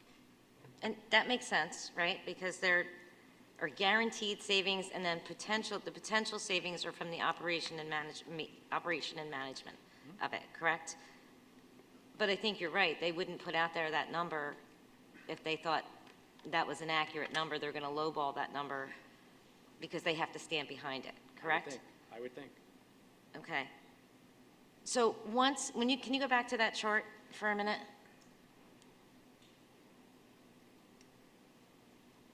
Yep. No. This one? No, the graph, sorry. Yeah. So if we were to do, so that pocket there between the red and the blue, yeah, that's our pocket. We have the cliff. and then we go off there. If we were to use this money, it seems like we're going to put everything that we have, or everything that we have the potential to have into these plans, correct? And that's not including addressing truly addressing and fully addressing the issue at Spring City and the 8th grade center. If those items are not factored into any line that you see on this graph right now, other than the blue line, which is what we've basically been forecasting over, since I've been here. We've been forecasting where we thought that debt service was going to go, knowing that we would have a number of projects coming down the pike of a sizable, But knowing that we have to address Spring City and the 8th grade center, are we putting the cart before the horse by not saying that we're going to do that? I mean, should we be talking and having more I'm not sure what you mean by putting the cart before the horse. We are beginning those discussions around that. Right now, we're talking about doing things that are essential in our building, things that are already, by the way, on that 10-year plan. They're there to fall somewhere. What we're looking to do, and the recommendation was essentially to just pull those forward, package them up, get this guaranteed savings from them, and then kind of, at least, I don't want to give you this sense, you can then walk away. You don't really walk away. You're still doing a little bit of maintaining of those. But you're not worried about those. Now you can start focusing on those other things. The calculations that I've looked at as far as what our debt capacity is over the years, and keep in mind that we do have other issuances that are going to be maturing, which is why you see a couple of cliffs there, right? That's right. So with those additional cliffs, I mean, could we not begin the planning stages for Spring City and the 8th grade? And but then not fully address those till we have another debt cliff, right? And the same thing. Well, yeah, I think we're going to try to time any debt we have within that blue line. I mean, that's kind of the goal. And from my opinion is, professionally, is that carve out that we have of that budget, which really isn't a heck of a lot, from $14.5 million and as it goes up for a district this size. Those issuances, those borrowings were always done to either build a building or support a building, doing a renovation or something along those, and that's where they should stay. Okay. In my opinion. Otherwise, you're just going to fall behind. Like you said before, you're just kicking the can and. Right, and I don't want to do that, Yeah. right? But I'm also thinking back to the conversation that we had last week, and if that was to come to fruition over time, it may also involve, the decision-making process on the 8th grade center and how we're going to maybe move some things around. So I don't want to say that needs to be part of the planning process, needs to be taken into consideration, and not any of this looked at in isolation is really what I'm getting at. I would agree, and that's exactly the approach we're taking. Okay, thank you. Thank you both. So just, oh, sorry. No, go ahead. No, I was going to say, so just to clarify, like that when on one of the previous slides, it's had 8th grade marked for 2027. So right when you get to that flat line is when you're thinking about that work progressing. The planning can happen prior. Correct. By the time these guys get through I'm pointing around because there's a whole bunch of folks here. By the time these guys get around to actually doing that piece, it takes a lot of time, and then you're putting all the pieces together. It's not an overnight thing where we're just going to come in tomorrow and say we got to go. Yeah. So the big check happens around 2027. Correct. Yeah. And we can structure debt also in a way that we don't necessarily have to mess with that blue line very much, as well. So you're talking about, with this, what we're looking to agree upon is really part 1 and part 2.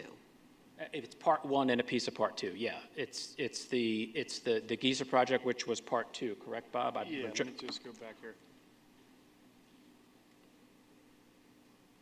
I think that's really what you're talking about. Was right there. When you look at this again, it's 4 parts of the plan, and to Mr. Point and to your point, our debt service. These are all coming into alignment as the debt service drops off.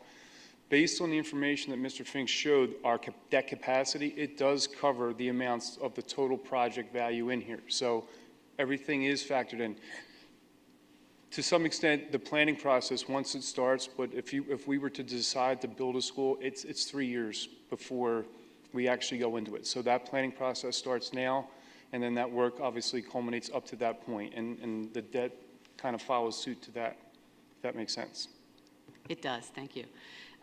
So I believe you had said, like, with the 4 parts of this, you anticipated this to be 116 million, and that's kind of what you're putting aside for the 10-year project. For all 4 parts, that's what you're projecting loosely, because depending on what we do with yeah, I mean, the numbers that we have right now, and 8th grade. yeah, the numbers that we're using from our plan identify work for each year. We've used construction price and cost escalation, so we think that the numbers that we're representing in that first column, the 61 million, are fairly accurate. I mean, they haven't gone out to bid, so to speak, but we've used the consultants to make sure that the numbers did account for cost escalation over that period of time.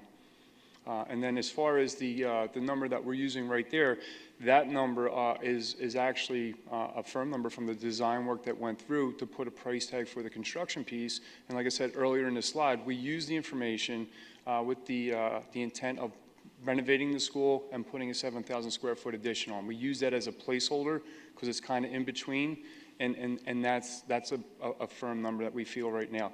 The 20 million is just, it's a placeholder. There's a lot of work that needs to be done, but in the event that, 8th grade gets sunset out of the portfolio, that money could be moved and redistributed to whatever we decide, if it's an addition to another building or whatever it might be. We're not there yet. We know that decision is probably 2 to 3 years away, but we just wanted to set a placeholder for it, and as we start gradually going through the planning process, that's next on the list to make a decision for it. But there's a lot of work still ahead of us, and that's why I said this is a living, breathing document. But at least gives you some 10-year, sight. Thank you. So currently we're looking basically at the 61 million, which is 0.7 million, I think it is, which is going to be spread out over the 10 years, and the 17 million. Well, the 61 million is over the 10-year period. I'm not looking for that right now. I'm asking for, we're doing it in a 2-year clip. So it's the Giza project plus the two-year totals for 23, 24, and 24, 25. So once we take that little bite out of this plan in here, and then it gives us time. And that's what I talked about in short-term financial flexibility on how we want to distribute and what the next steps are. It could very well be, if we decide that we're going to move forward with just use an example of renovation to the school. Depending on what bonds are out there, Mr. Fink say, hey, you know what, maybe we take a look at the school renovation costs, plus let's go 3 years into your other plan and capture a bond there. However that would work, but it's an incremental step. So, this is the first step, and then we can certainly decide what's best for the district financially when the opportunity arises, hopefully with better rates. Thank you. So we're looking for, we're making the commitment to the Giza, certainly, and to what we're, right now, what's in the green box. Going forward beyond that, you're saying there is some flexibility within how we do that to get to that 61 million. Yeah, we're again, my vision, I would see it in 2 to 3 year spurts, that we don't make a financial commitment. It's there, the work doesn't change. It's just how we decide that we're going to pay for it. And again, we are trying to be in alignment with the debt service drop-off. All right, so we're talking about committing to the, basically, we're talking about in the end committing to the 61.7 and the 17 million because we want that work as part of our 10-year plan. But the savings is a 3.7 million is what we anticipate saving when we put this into action. Part 1 and part 2. That savings is from the Giza project, and that's over that. Strictly 2. Yeah, over that 20-year period. So it's a 17 million with a savings of 3.7 million anticipated. So. At the end of the 20-year project. Right, at the end of 20 years, because yes. it accumulates over time. So, okay, thank you, Mr. Fink. So you were saying that you anticipate this costing more. Putting aside, we've been using the 1.5 million annually, and now you anticipate going forward it would be closer to 2 million. Am I correct on that? Yeah, so traditionally, we've set aside $1.5 million a year for what Bob likes to call the summer projects, paving, doing some roof work, and whatever other projects they have to do. We've been sitting at that level for some time now. He and I have been talking about what a more appropriate number was and how to get to it. I think $2 million was kind of a number that we had talked about. I know Mr. Jackson and I spoke about that as well. But how do we get there is the thing. Without, doing all in one bite is not the way to go. However, this kind of gives us maybe an opportunity to get there a little bit quicker. With the guaranteed savings that we could get from through the Giza project. So you're saying this would be for next year's budget? There would be an increase As a possibility. I think that's something that we as a committee would be talking about probably at Finance come the January, February timeframe to see where we would like to apply those savings. Okay. I'm not committing to anything now as far as that goes. No, I know. So I'm just concerned about that increase for next year's budget, but that we'll discuss at Property and Finance. All right. Thank you. You're welcome. I love it. I love it. I love it. Makes me very happy, and that's all I have to say. Thank you. What about your swimming pool, though, Mr. Jackson? Swimming pool. That door was open last week. So, but no, on a real serious note, and you guys know I love the Finance Committee and the Property Committee and like the other ones. But this is an investment in this district. The same way you invest in your home. You guys hear me say that all the time, and this is where we are. This is the perfect time to do this. I am off the board in 25, so it is a perfect drop-off for me to get this going and to move on. But this is what this district needs right now. If you look at the items that Mr. Fink and Mr. Hunter talked about, 90% of those items are life safety items. We're talking about fire alarm systems, air conditioning systems, heating units, everything to deal with life safety and creature comforts. There's no fluff up there, custom carpet, fancy paintings, or any of that. It is things that we need in this district for our teachers to teach and feel comfortable, for the administrators to be comfortable, and for the end of the day, when it's cold outside, it's warm inside. When it's warm outside, it's cold inside. So it's the creature comforts that we need to address. As far as the 1.5 mil, we've been running with that since I've been on the board, and it's something that we need to evaluate another number. As the chair of finance, it's something we can discuss. As the chair of property, I think it's a necessary need, and it would be an item that would be discussed. We're not talking about a lot of money increase. We're only talking $500,000. That's nothing because it's needed. These are needs of the district, and I thank Mr. Fink and Mr. Hunter for putting this together. It is a great 10-year plan that has addressed the needs of the district, and also in conjunction with ICS, that put together that 239-page document that I know all the board members read, and they understand all of this. So, again, thank you, sirs. I read Westerns too, by the way, so thank you for that. Yeah, light reading.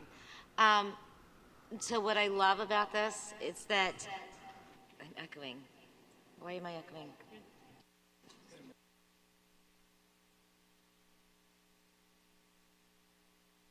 Is that better? Yeah.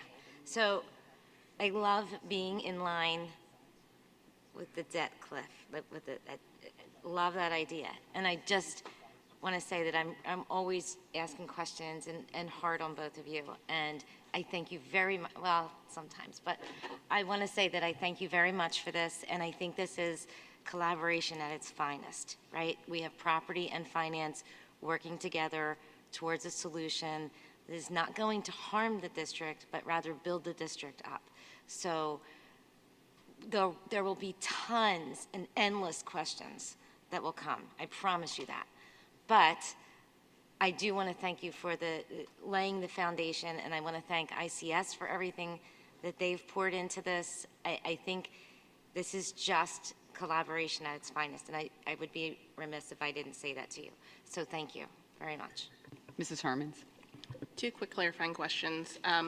So on the next slide, the GEO bond proceeds, the Giza projects, the heat pump replacement, Oaks roof, 9th grade roof, just to make sure I heard you clear. So there is a possibility of funding all of these projects without impact to the budget, right, as a result of the debt cliff? That is correct. Okay. Second, I just want to make sure I heard that. Secondly, I know I saw a slide that says we're going to be talking about this in the October work session. But with regards to the issuance of bonds, when we work with the underwriter, because as we all know, interest rates are not favorable for issuing bonds right now, those bonds are issued callable, correct? I'm sorry, say that last They're part again? issued callable? We're able to refinance them? Yeah. if Oh, interest- yeah, Okay. absolutely. So we're only looking at probably interest exposure, for the next 3 or 4 years, I think, and Okay. then we start refining. Okay. And then just a heads up, as a FINRA licensed individual, I'm going to have to refrain from any vote as it relates to issuance of bonds, as per my company. Thank you. Is there any other comments from the board? I have one comment, and I apologize, Mrs. Sowski, I unmuted myself and caused the echo, I believe. But I'm a proud finance and property member as well, and I thank all of you for all of your hard work and for your patience and all of the knowledge that you have bestowed upon me in the past 9 months. I really appreciate everything. I had a question regarding the 10-year plan, because I think there's not a lot of information out there about this. What year are we in right now in the 10 years?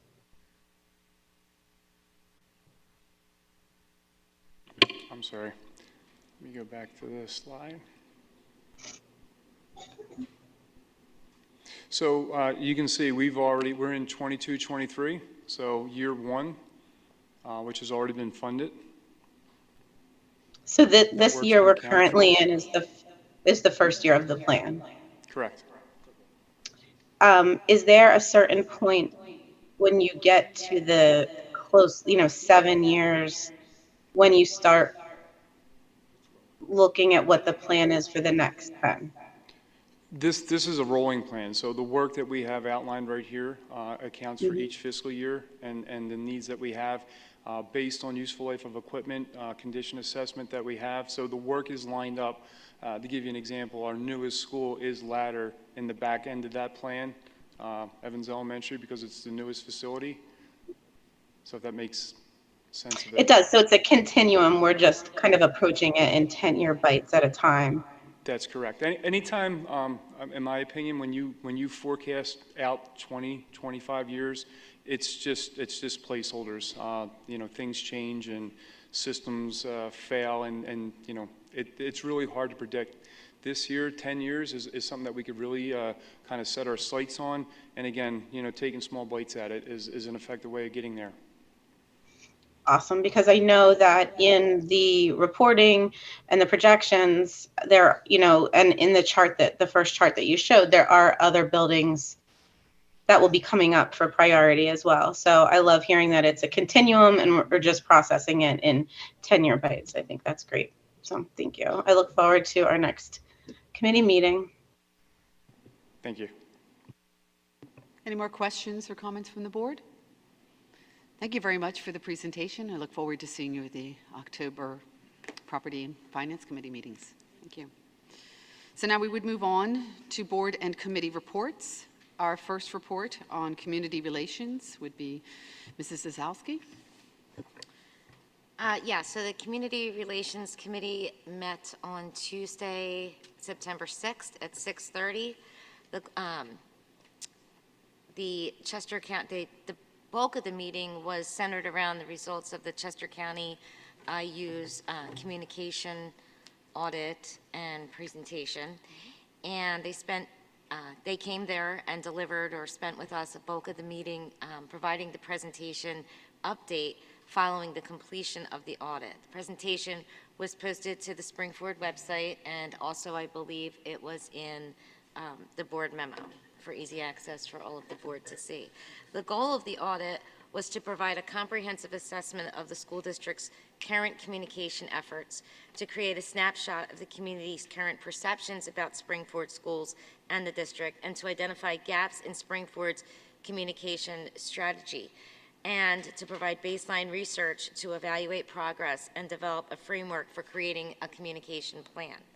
Ultimately, the audit provided recommendations on how to align communications to Spring-Ford's mission and goals to reach community ideals. The Chester County IU used a variety of qualitative and quantitative data collection measures and assessments, including existing materials, social media accounts, staff, family, and community-based surveys, and 4 focus groups.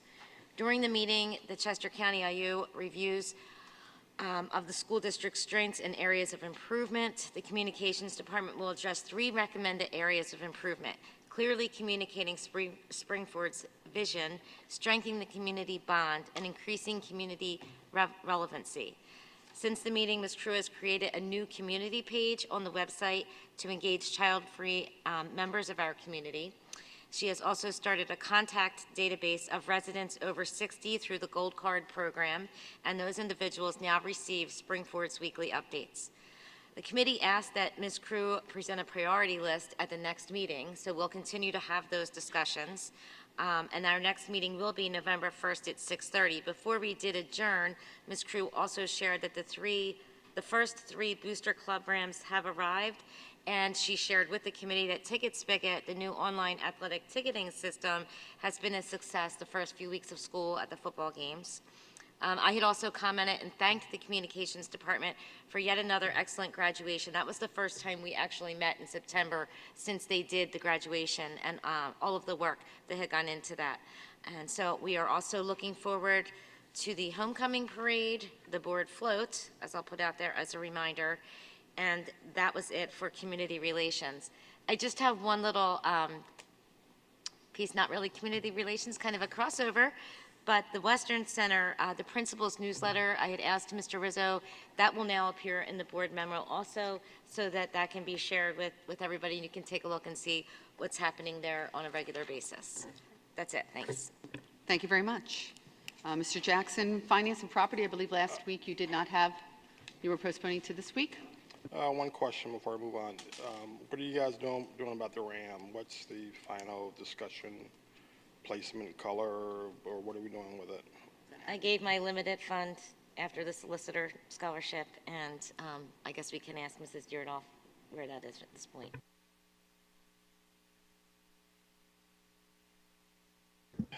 One board member reached out to me after our meeting last week who has ideas about the design, so I look forward to meeting with Ms. Weingarten about that.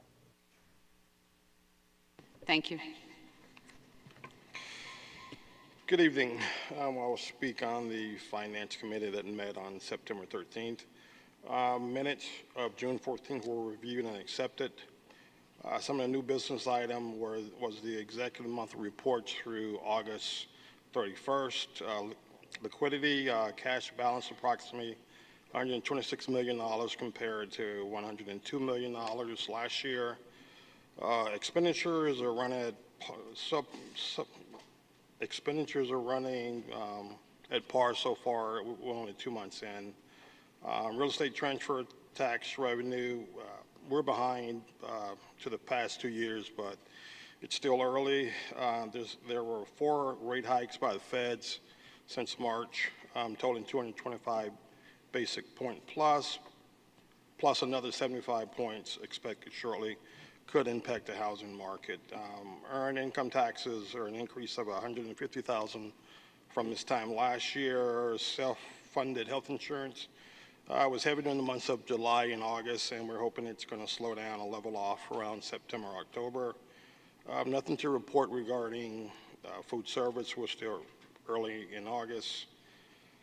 And the only other item, there was discussion regarding the free lunch from Governor Wolf that starts October 1st for the 2022-23 year.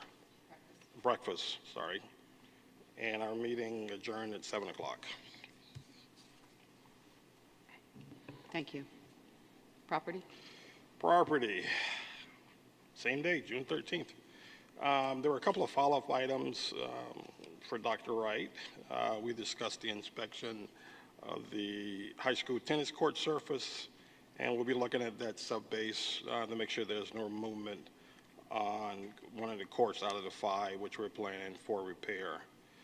There was also discussions regarding 2 quotes received to install irrigation on the lower practice football fields, and the determination was extending the existing irrigation system was the most cost-effective way to do it. The Giza project final report review was discussed regarding the 10 years, which would be presented tonight. There was also discussion regarding 199 Bechtel Road, a piece of property the district owns where the old district office used to be. It's just a current lot right now.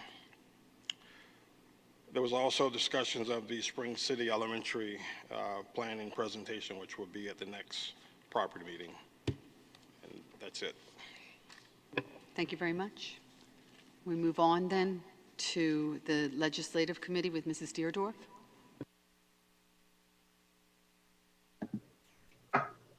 Our committee did not meet this month because Tina Villetto from the MCIU, who leads us, was in California welcoming her grandbaby. So congratulations to her. She did email us an update last week regarding what bills the Senate Education Committee is discussing. So on September 20th, the following bills: the advanced enrollment for children of military families. That passed the House unanimously. They approved this bill, and it now moves to the full Senate for consideration. Senate Bill 139, the observance of 9/11 in schools. This bill was amended to incorporate Senate Bill 210, 9/11 model curriculum. Senator Phillips Hill clarified that her language requires PDE to provide a model curriculum to districts, but does not mandate districts to change their curriculum to teach about 9/11. Rather, the curriculum is available for no charge to districts should they choose to use it. The amendment was unanimously approved, and Senate Bill 139, as amended, was unanimously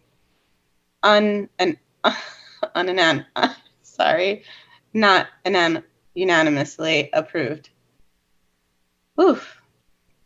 Sorry about that, everyone. The latest printer number specifically indicates that schools are not required to implement, adopt, or use the curriculum, materials, and other resources made available by PDE. This morning, this was last week, the House Education Committee held an information session on House Bill 2074, which would allow visiting teams and their local broadcasters in high school athletic competitions the same rights to broadcast, stream, and provide telegraphic play-by-play accounts as the home team. The committee received comments from PIAA and PAB on this bill. And that's all I have. Thank you very much.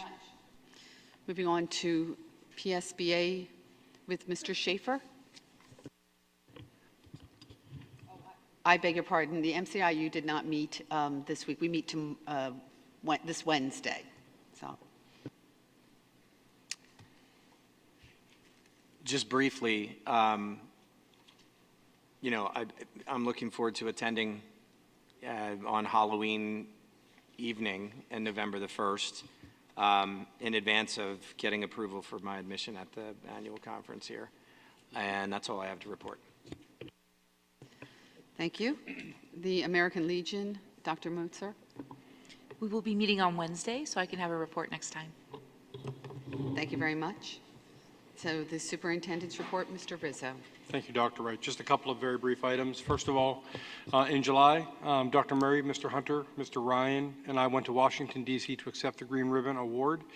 This past Tuesday, Springford was again honored for this distinction, but this time it was at our state capitol. All entities honored since 2018 were invited to a reception and ceremony in Harrisburg.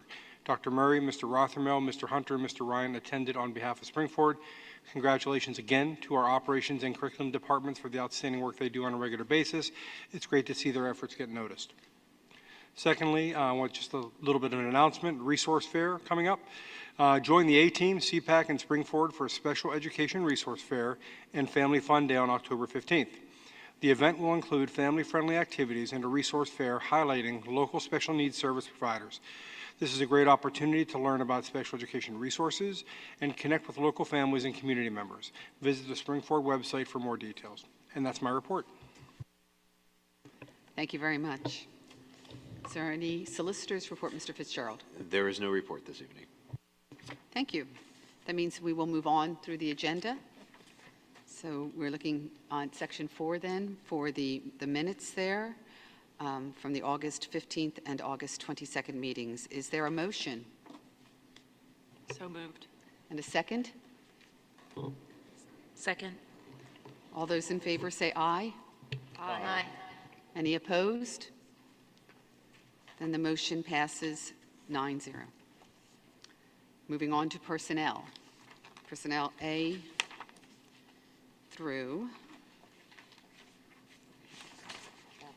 L. Thank you. Separate H. Separate G. Separating H and G. Any board discussion, or, well, I'm sorry, is there a motion to, for A through L, less G and H? A motion? So moved. Second? Second. Board discussion on A through L, less G and H? All those in favor say aye. Aye. Any opposed? The motion passes. Moving on then to personnel G. Is there a motion? A second? Second. Board discussion. What is the current status? I know it's to be determined, but what date are we really looking at? Do we have a hard date? Well, the hard date would be hard date is, no. So assuming Mr. Lawler gets approved this evening and he is present, assuming he gets approved this evening, he turns in his letter of resignation and he could be held for up to 60 days. That is in alignment with the contract from last week that we had approved. They sync up. What date is that? That's my point. What date? The last Friday in November-ish, or right after Thanksgiving, right around that December 2 time. And is there any reason Mr. Lawler will stay where he's at?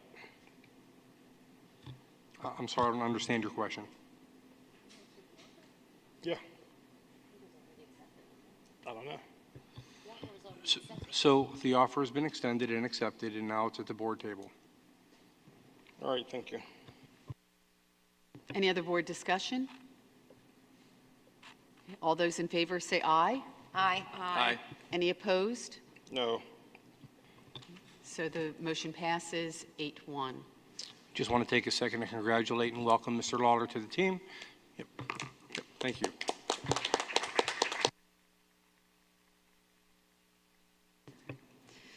Moving on to personnel H, is there a motion? So move. A second? Second. Board discussion. So I just want to, and this is probably beating a dead horse, but Mrs. Lees, this is referencing a tuition reimbursement of the $2,500 to the $6,000, specifically for the instructional assistants, as we discussed. No wiggle room for anything else, and it's specifically for the program, the ABCTE program at Point Park, correct?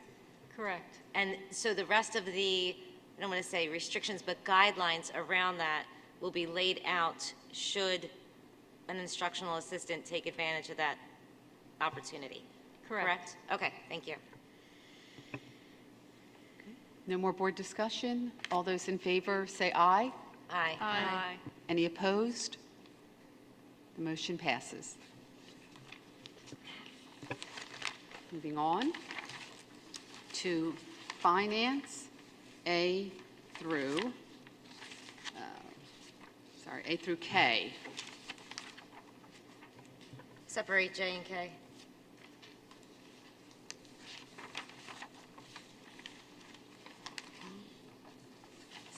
separating J and K.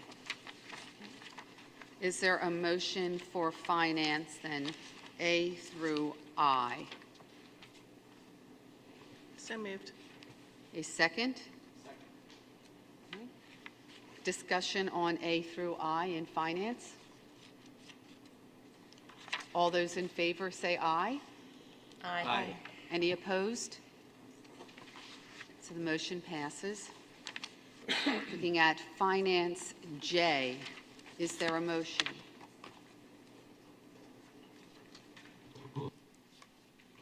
So moved. A second? Discussion on J.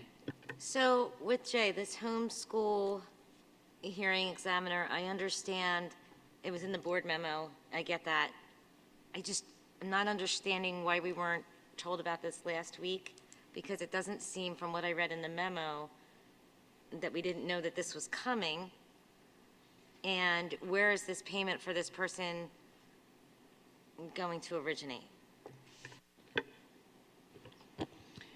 So we had not received the paperwork that's required, which is why I didn't put it in the agenda earlier, because we are required by school code to send certified letters, and we did that. So we're looking at mapping out. I consulted with Mark moving forward, trying to map out the next 30 days, and this is if we need it, we want to have it prepared. I'm not sure if we will or not, but the money would come from the assistant superintendent budget. Okay. And there's a strong, I don't want to say a strong, there's a possibility that it won't even go that far. That's likely what's to occur, but the code prescribes certain days that things have to be met, so I'd rather have you appoint a hearing officer just in case there's a requirement to hold this hearing. When's the last time we even had to do this? This is a new provision, actually, of this section of the school code. The homeschooling provision was revised, I'd say, about 4 or 5 years ago. It became, candidly, fairly one-sided for homeschooling families involving school districts, and there's a whole bunch of due process that was put into place for the superintendent to oversee the level and quality of the homeschooling programs that might be within the district. All right. If there are no other board questions or comments, for J, all those in favor say aye. Aye. Aye. Those opposed? Then the motion passes. Thank you. Moving on to K, is there a motion? And a second? Board discussion. My first question is, the $48,000 that's coming out of ESSER, so what happens next year and the year after? We're not going to provide this service? The initial cost will come from the COVID mitigation grant, which is due this Friday, actually, on the 30th. And then for subsequent years, the software licensure will be put into the IDEA grant. And if I read it correctly, the licensing is $30,000 of this 48. What are we getting for $30,000 in licensing? I'm trying to understand the rationale of, or the differential, that out of that $48,000, $30,000 is licensing, and that's only for 1 year, correct? That's correct. We had to enter into a one-year agreement because of the grant restrictions. It had to be spent throughout just the 22-23 school year, and then subsequent years we can add on multiple year software licensure agreements, but they were approximately $2,700 per license for each of the robots, and there was 10. I always ask this same question with technology. We don't have the option to go to a longer licensing? We do, just not for this initial purchase, because we're purchasing it through the COVID mitigation grant fund. And what would the cost be for these subsequent years? If we go year 2 and year 3, do we know what that financial exposure is? It would be $2,700, roughly around $2,700 per software license per robot, so $27,000. Wow. Okay. Thank you. So, a couple of questions. Similar to the other, why didn't we hear about this one last week? Because it seems to me that you had to do quite a bit of research on this, but I don't recall seeing it last week anywhere. That's a great question. So we did start researching it back in May. They did a presentation to myself and the collectively with the other supervisors, and we had to wait until after July 1 to take a look at our funding. When we were looking at the grant deadlines, the deadline that came up hard and fast is the COVID grant, and we still have around $60,000 that we need to spend down. So initially, we were going to put it into the IDEA grant moving forward for next year and then the following subsequent years. But after consideration, we decided to try and spend the money down before we lost it. So the IDEA grant, it wouldn't have been due right away, but you shuffled and... Correct. Okay, and obviously, this qualifies, the initial set qualifies for the ESSER grant. Yes. Is that $2,700 per robot, is that locked in? So we're not going to hear next year it went up to $3,500? No. A robot, that's, okay. So what happens if we don't, if those IDEA funds end up not covering it for some reason? Then we won't have the software license. We'll have the robots. And then I guess my last, that's concerning. Right. And then I guess my last piece was, I liked how you reached out to, the other districts to see, but there wasn't a lot there. There's not a lot that has it, so how are the reviews on this? I mean, and is it going to complement what we already have in place? I didn't get a sense from the schools that were listed that people are begging to get this technology. You tell me though. Of course. So it's relatively new, I do believe, and I even talked to Bob Catalano. I don't know if he's online. He can jump in because he did say that he was down in Florida and it was at one of the conferences that he was at. But it's relatively new. I believe it came out in 1920. So there are not a lot of school districts that have purchased them. I do know that their biggest contract is the Department of Defense. All the schools throughout the areas where the Department of Defense are. However, it's not to supplant, it's to supplement instruction. And there's not a ton of research. I did go through there's a couple of videos that are associated with it. I would be glad to forward those along to you. A lot of what these robots are being purchased for are also home-based. So it can be utilized in school, but it's also a product that parents can buy and purchase for the home for their child.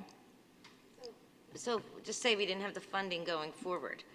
Would we consider,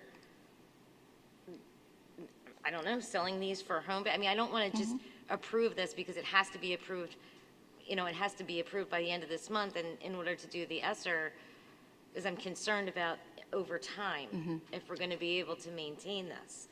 And if it's going to be something that we really love to have in our schools. We don't really know that, I don't think, from the reviews. I don't know if there's enough, maybe, data out there to tell us that. Was there anything negative that you found about this, or was everything limited as it was everything pretty glowing and positive? What was your general understanding? All of the reviews that I read were relatively positive. The one negative was the cost. And it was more so the cost of the software because it has to be updated every year compared to the product. The robot itself, I believe, is $1,900. I have the invoice in my folder.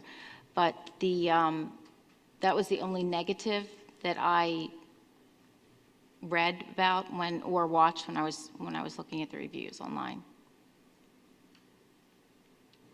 Does this company make other products, or is this their primary? This is their primary product. They do make other robots. They make classroom robots. It's pretty scary. There's one that's probably my height. But the one that is primarily for classrooms is the instructional assistant, stands about this tall. Is there concern of longevity for this company? Because like she was indicating, there's, a pretty decent investment. If it's not something that takes off to a lot of schools, it sounds like it might not be something they could support long-term, or, if a machine breaks, is that covered in the 48,000? What's the warranty, like she's saying the warranty, things like that. Because it sounds like a huge investment with a not a guaranteed, it's not like Microsoft's putting them out and we feel okay about that. Right. And I did inquire about the longevity of the unit, and the school districts that have them have only had them for 3 years. And so my correspondence with the consultant that we're working with was that they've been working very well so far. I don't have any factual information about if something goes wrong, can we send it back? I'm sure there's a provision in the contract, but I haven't read it totally through. Can we back up for 1 second? I mean, we've had this ESSER money or this grant money, this fund money around for some time. Let me jump in real quick first, because I want to make sure I have a clarification. We're talking about GEAR funding, GEER funding, not ESSER funding, right? Correct. Okay, the motion says ESSER, so that needs to be changed to GEAR. Well, it is from ESSER. It is. It's ESSER GEAR. It's from 19 and 20 school year. The COVID Impact Mitigation Grant through ESSER. Can I ask just a clarifying question? Sure. I'm sorry. This is all non-community tax base related. We're talking about either grants or otherwise. So all of this scrutiny, while I appreciate it, and I'll certainly continue, but we're not talking about a budgetary item here. That's my thank you, but we're not, right? That's another conversation. Okay. So what was the original plan for this money if it wasn't earmarked for this? So much of it went to the tutoring. It was for the CCS grant. The original grant was for $129,000, and the timeline for spending that down was extended. The timeline has ended in 2023, and we had some excess funding still left over that we could have spent down now, or we would have lost it. So in my conversation with Mr. Rizzo, we were determining whether or not to put it on, to rush it, to spend the money down, because if we don't use it, we're going to lose it. Or do we put it on for the regular IDEA grant? Can I ask a question about moving forward? Do we have a plan to assess how successful this is in the classroom this year to then determine if we want to spend the $30,000 in future years? Of course. Okay. But I would be remiss if I didn't. I would be very disappointed if it weren't successful, and we would not be planning on using them next year when we've expended a lot of money to buy 10 robots. But I guess my clarifying question question, Dr. Merz. sure. When you say spend the money, that if we don't get the grant money, my understanding is we're not spending the money, right? So I just wanted to clarify that, because I don't believe administration is bringing this with the expectation that it's going to all of a sudden turn into furthering increasing our expenses. This to me is a net sum for the district, and if we don't spend this money, we lose it. So it's not. So to me, it's like we might. Hey, I compliment the fact that we're bringing robots in. I mean, I don't know. Who knows if the company's going to be around, but we would lose this money otherwise, right? So we get to play with robots for at least a year. I'd love to. Okay. It's not for me. All right. I just want to verify with Mr. Fink that does the motion need to change to GEAR, to reflect GEAR, or is it okay as is? I think that it should reflect GEAR because it's coming to a specific portion of that grant. Of the ESSER, right. Okay, Mr. Fitzgerald, then, if we are going to amend this motion to include the word GEAR as opposed to ESSER, Is motion on the table at this point? The motion is on the table. Okay, This was so- board discussion. So we would just need a motion and a second to add GEER, the GEAR funding, to this motion as an amendment to the motion. I assume we'll get approval of that, and then we would see if there's any public comment on the GEAR component, and then we'll vote on the main motion. Okay. So is there a motion to amend this motion to include the word gear with ESSER? And GEAR is an acronym, correct, Mr. Fink? So that's GEER? That's correct. Okay. Is there a motion to amend? Is there a second? Second. Okay. Any board discussion on including the word gear with the grant? Any public comment on changing, including the word gear with the ESSER? All right. So now we are voting on the amendment. So voting to the amend this, all those in favor say aye. Aye. Any opposed? The amendment passes. Now we are going to vote, if there's no more discussion, on new Finance K as it is amended to include the word gear. Do we have to take another motion for that? We have a motion. We're just voting on this. So all those in favor, say aye. Aye. Any opposed? No. We do have a no? Okay. So we have Mrs. Weingarten. All right. Then the motion passes. Moving on to property A through C. Is there a motion? So moved. Can you separate A and B? Would it be easier to separate C? Certainly, if you want to do that. No, I don't want to take A and B together. Well, yeah, you could. That's fine. Okay, so let's separate these. So let's look just at property A. Is there a motion for property A? So moved. A second. Second. Board discussion on property A. So, Mr. Hunter, spoke with Mr. Levengood briefly today and wondered if you had, I'll leave that out of it anyway, it doesn't really matter, but do you have any update on if there's anything we can do with our current vehicles to offset that increase that we talked about last week?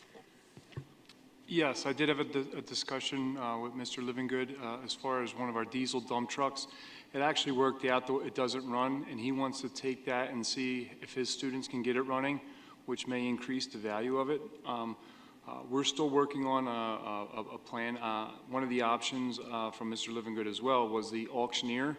I have his number. I didn't get a chance to set up with him yet, but again, I'm going to give him the inventory of our vehicles and see from his perspective, based on some of the vehicles that are in really poor shape, they may just be scrap value, but I'm going to have him evaluate that. So outside of the purchase of these vehicles, that would be a plan that we're working on to maximize the return on the vehicles that we have in, I guess, on our property.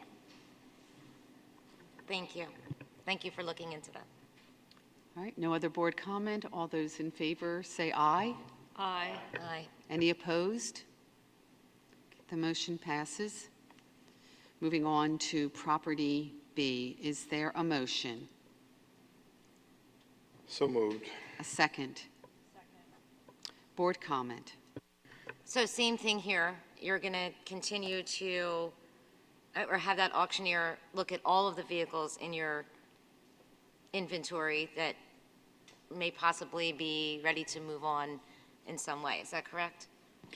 Yeah, we're only going to be able to use the vehicles that are out of service. And again, we have a pool of vehicles right now that are out of service. The vehicles that are in service, obviously, I can't get rid of them until we replace them. So these vehicles here take account for out of service vehicles right now. So okay. The plan is to maximize the value of our out of service vehicles.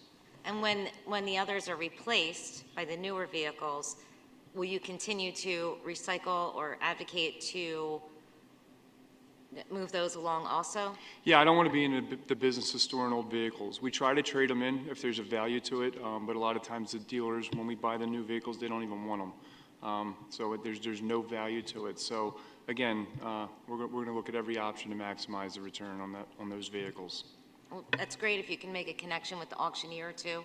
They did a great job over at Western. And then if you could just keep us updated on that as the progression takes place, I'd appreciate it. Thank you. Sure will. Thank you. What is the cost of the auctioneer to provide the service? It's a percentage. It's a percentage. And I'm sure Mr. Hunter's going to find out what that percentage would be when he speaks with him. But it is a percentage, and something is better than nothing. I just asked a simple question. Nope, but the simplest answer is something is better than nothing, so thank you.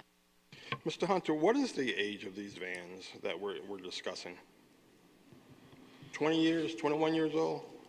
Yeah, they're all at least 19 years old, the ones that are out of service. Okay. And then I think the dump truck is probably about 18 years old. Okay, thank you. Any other board discussion?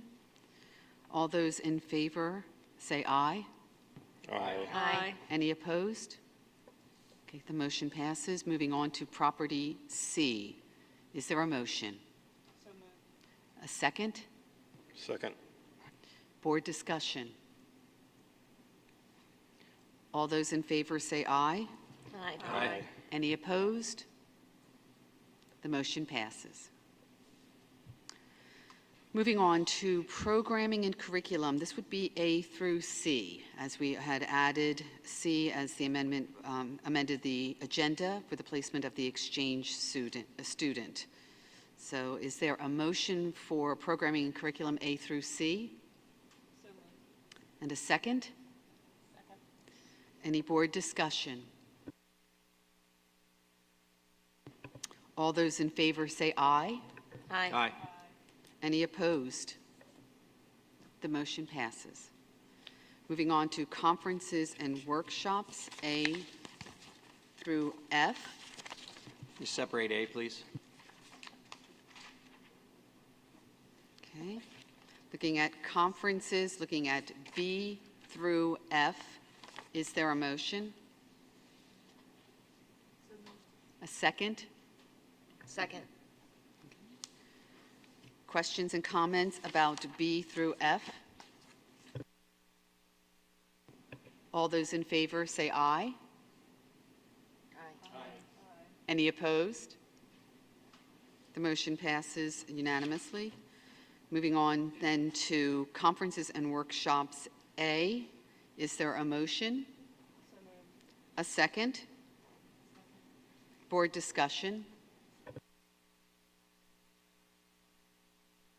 I'm just going to not vote for myself to go, I'm going, but that's all. I'm abstaining. Yes, thank you.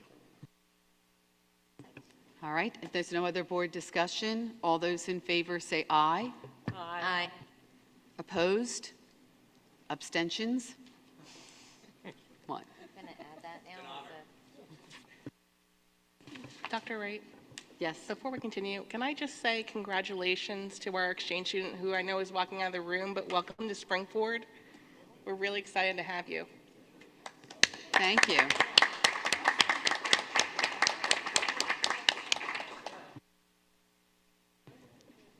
Thank you very much for joining us, and thank you, Mrs. Hermans, for noting that.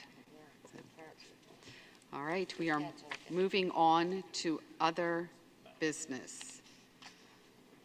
So we are voting on other businesses at A through C, correct? Correct. A through C. D is for first reading. So is there a motion? So moved. A second? Second. Any board discussion? All those in favor say aye. Aye. Any opposed? The motion passes. And then the remaining of it is informational items. Specifically, we're looking at the PSBA elections, which at the last board meeting we as a board, chose to have those removed from the voting and just placed as informational items. So moving forward from there, is there any board comment?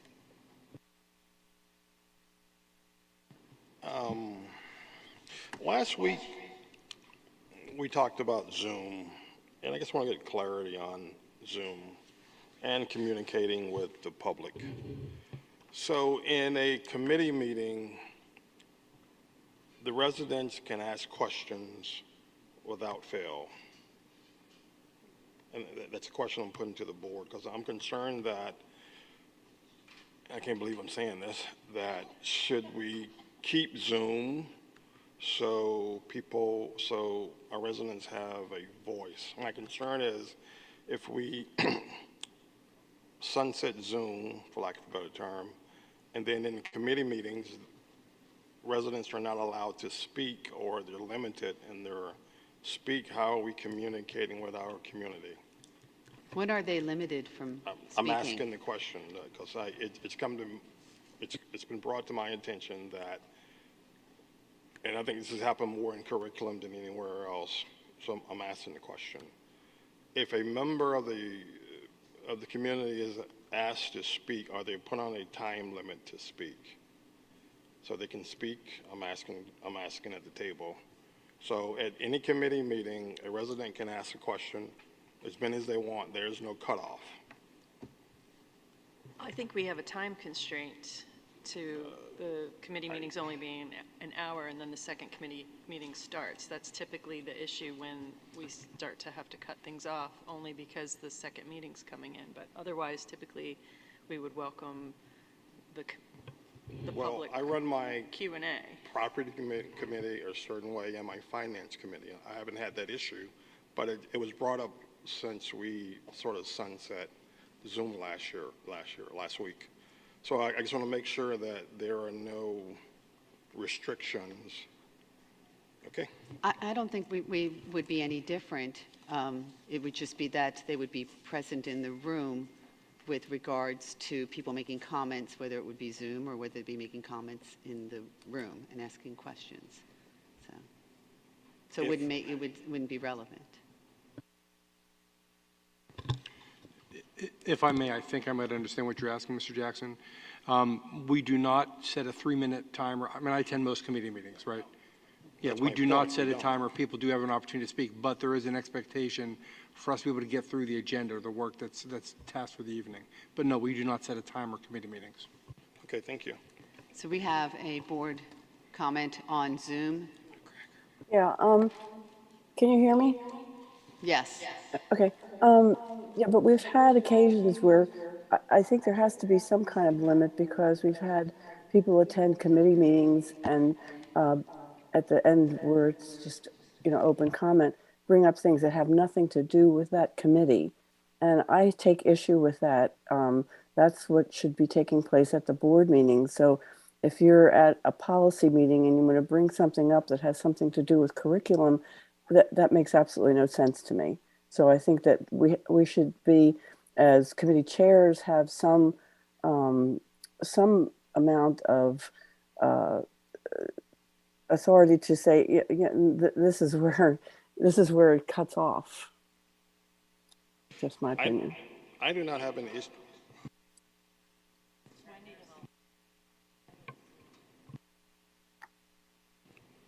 I'm asking a simple question.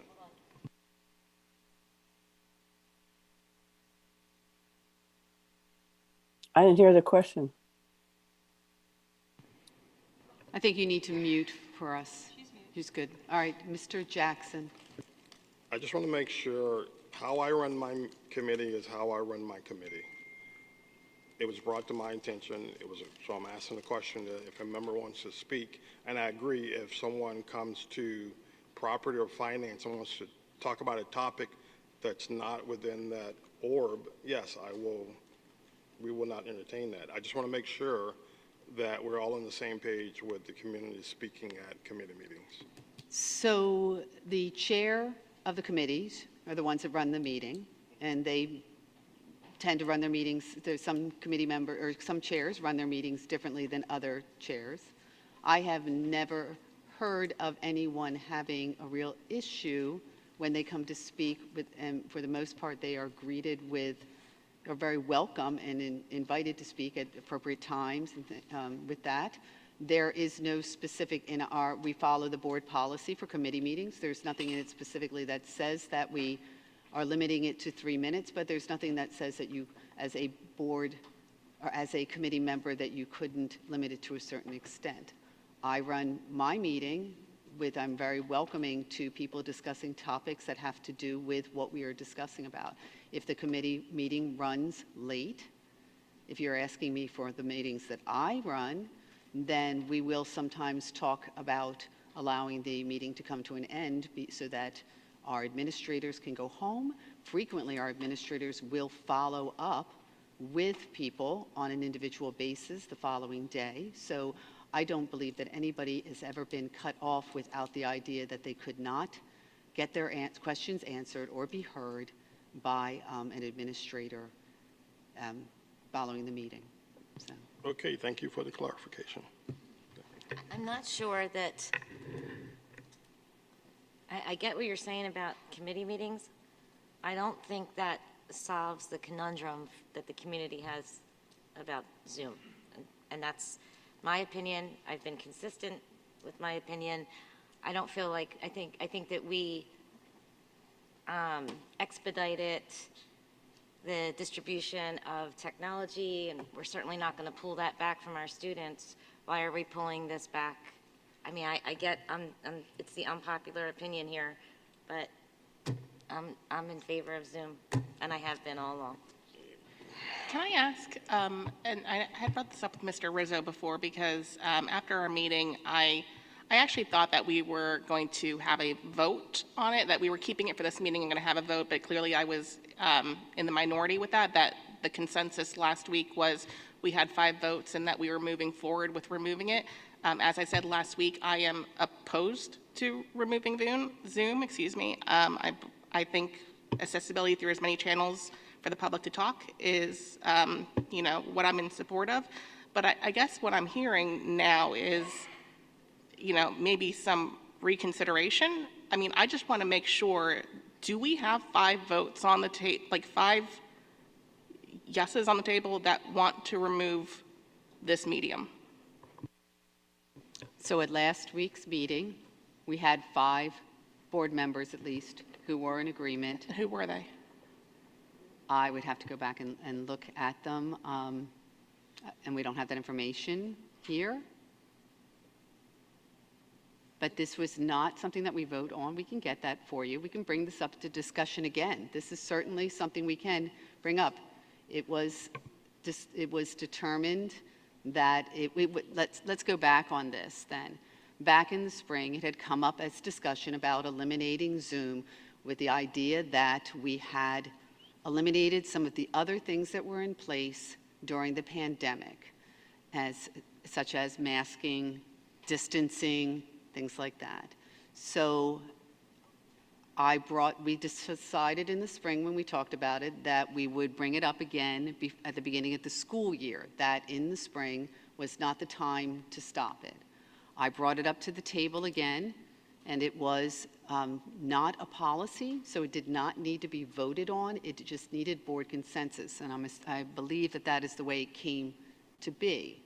So I brought it up. We had 5 people at the time after board discussion who agreed that we would eliminate Zoom and see how that would go. And then we could always revisit it. So that's where it is. If it is the board's pleasure, we have 5 people who want to bring this up again for discussion at the table, we can do that. So. Do we have 5 people who are interested in bringing this up again for discussion, or are we comfortable with proceeding without the Zoom and then knowing that we can always revisit it if it's not working for us? Can I just have a clarification? I think, and it was late for me, but we talked about not getting rid of it until January? Was that? No, that okay. was something But that else. was brought up. That was all-day kindergarten Okay. All right, sorry. information. Thank you. So everybody's here. I think the 5 people that wanted to get rid of it probably remember who you are. If you don't want to get rid of it, I mean, I'll make a motion. I don't want to get rid of it. Or am I making a motion or no? We don't need a motion. But we need 5 people. If 5 people want to So have a I'm discussion somebody further that was about it, otherwise you can- okay. I'm someone that was voted or showed interest, or I don't know what the right word is, indicated that I would be okay with moving to pre-pandemic procedures. So I think I received one email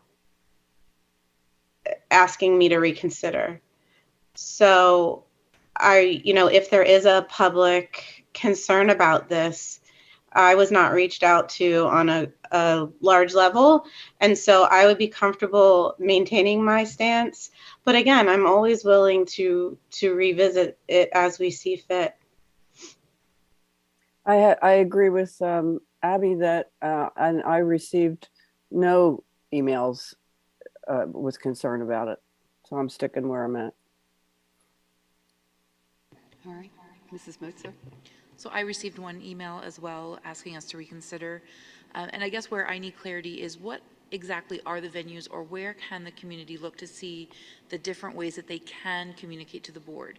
There's board email, attending committee meetings, attending these meetings in person. There's still live streaming also available. So is that information in any one particular place so that people can choose the venue that's most comfortable for them? Yes, so, did you want to take that, Mr. Rizzo? Well, Ms. Crew, you want to go to address that? Sure. I include that information in weekly update emails that go out to our community. The days that we have board meetings, there's a pop-up on the website with how to watch and a link to the agenda. Currently on the website right now, there is additional information about the board's decision to end Zoom as of October 1st. And then I would imagine it would likely be a replacement somewhere right now in on the agendas. There's a link to Zoom and the link to our YouTube RCTV channel where we live stream it. It would just be RCTV there going forward. We did also place an ad in the Mercury with that update, and it'll continue to be in weekly updates as we advertise board meetings there. So are you comfortable continuing with the not having Zoom the next meeting? At this point, yes, unless we hear from our community otherwise. Okay, thank you. Yeah, I only Mrs. received. Hermans? Oh, sorry. That's okay. I'm going to go All right. around the circle. I'm a no.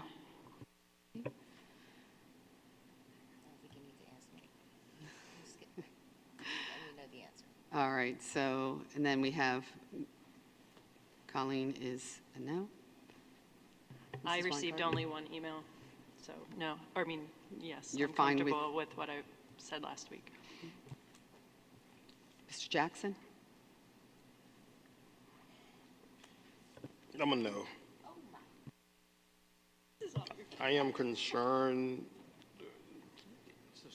the communication. I'm a no.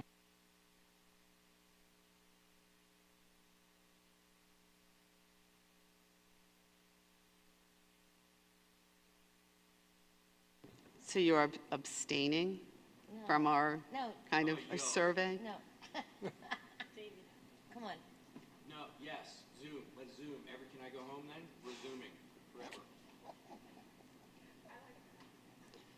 All right, so currently we have 4 who are in favor of eliminating Zoom unless we have maintaining the ability to revisit it. We have 4 who would like to eliminate Zoom. So that leaves me, and I'm going to vote with eliminating Zoom at the time, and that we can revisit this at any time. That's our 5. Thank you. Any other board comment? I have 2 things. One I think will be quick. The second one, I don't know. We had talked before about having like a presentation schedule for our meetings. I feel like tonight's presentations were amazing and important. I feel like we may have bitten off a bit more than we can chew in having them both on the same night. So I just kind of, housekeeping wise, as far as presentations go in the future, I think it would be a more efficient use of our time and the community's time, perhaps, that are waiting to comment on other things or things that were brought up earlier. If we can, I don't know, have a little bit more consideration about what presentations we're pairing up or how many we're doing. Thank you. We do have a schedule that we continually work on and update. There were things on the presentation schedule that were timely that we needed to get done. It is not ideal to have 2 30 to 1 hour presentations the same evening, but we will factor that in the future. Awesome, thank you. The second one, I'm a little bit, I kind of want to revisit. I'm echoing and it's messing with my head, but I'll just try to push through.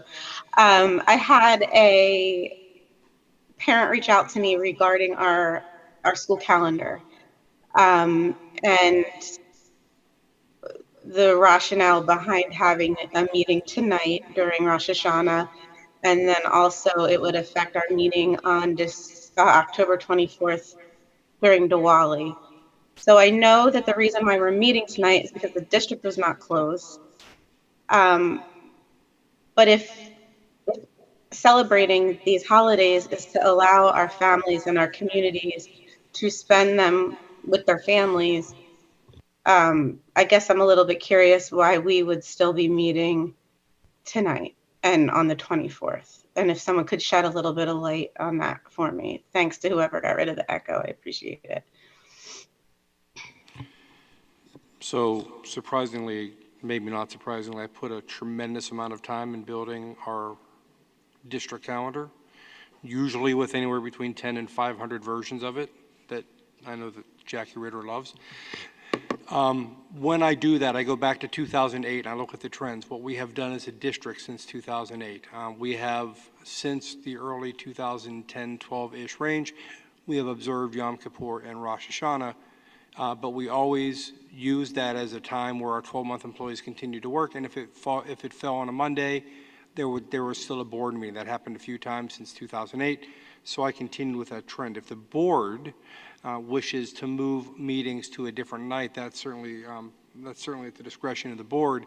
But whenever I built a calendar and we set this up, I followed basically what the Springford had been done. Now, as far as Diwali is concerned, I put Diwali, I kind of treated Diwali and Eid the same as we did Rosh Hashanah and Yom Kippur on our calendar, that sometimes they are full days off for everybody, buildings are closed, and sometimes 12-month employees report, but 10-month employees and students are off. So I try to follow the trend that we had established with our Jewish holidays as we added those couple in.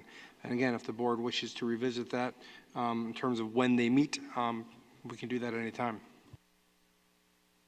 Does the board want to address this at this moment, or is it something that we want to visit at another time? I would be open to changing our meeting times.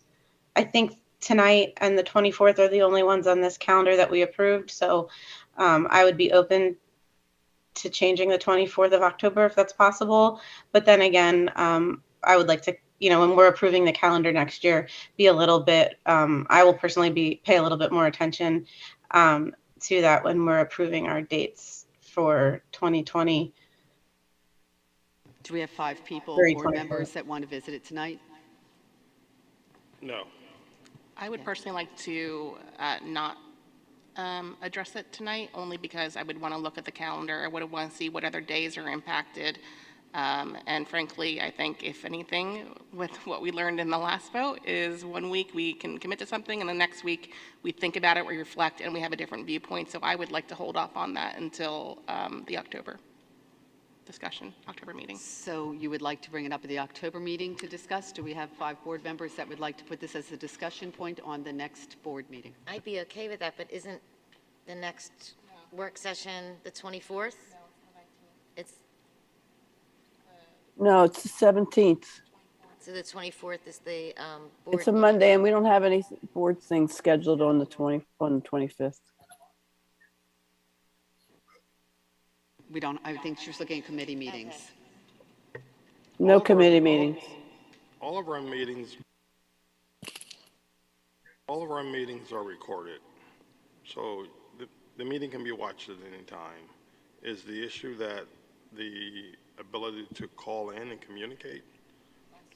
Yeah, and that completely contradicts the conversation that we just had about removing Zoom. We're limiting, right? I mean, 100%, Abby, 100%. And I think we also have a few board members that may be celebrating on the 24th. So is this something we want to visit as a discussion item? Are there 5 board members who would like to visit this as a discussion item for next week? No. Next week. I mean, for the next board meeting, at the next board So meeting. can we just have this Well, discussion wait. at the next work session? Would be at the next, right, would be Right. the next work session. And there would That's what still I'm be looking- adequate time to advertise and follow the rules, correct? Right, Ms. Crew? so are there 5 people who, I on wanna- the board who would be interested in this? We should find out and make sure there's still adequate time to advertise if there's a schedule change. Yeah. No, I think it's a little, you have to advertise in the newspaper and all that, right? Mrs. Crowe, if we made an adjustment to the calendar at the work session that would impact the date of the voting meeting, would we have enough time to advertise it? We could advertise the next day in the Mercury and take the steps I had mentioned before to advertise directly to our community as well. So that's yes. Okay. Yes. So are there 5 board members who would like to visit this as a discussion item at the next board meeting? Yes. Yes. 1, 2, 3, 4, and Abby, you're 5th? yes. And Wendy. Right, I have Abby, Wendy, Karen, Colleen, and Dr. Motzer at least. So that we will add that, please, to the agenda for the next meeting as a discussion item. All right. Should it be a And vote possible or action, discussion? too. Yeah, action item. Possible action item. All right, any other board comment? I have one additional comment only because I have my inbox open in front of me, and there was a comment that has come through asking if, in light of us eliminating Zoom for committee and board meetings, since we live stream the board meetings, could we at least consider live streaming committee meetings or recording them so that the community could watch?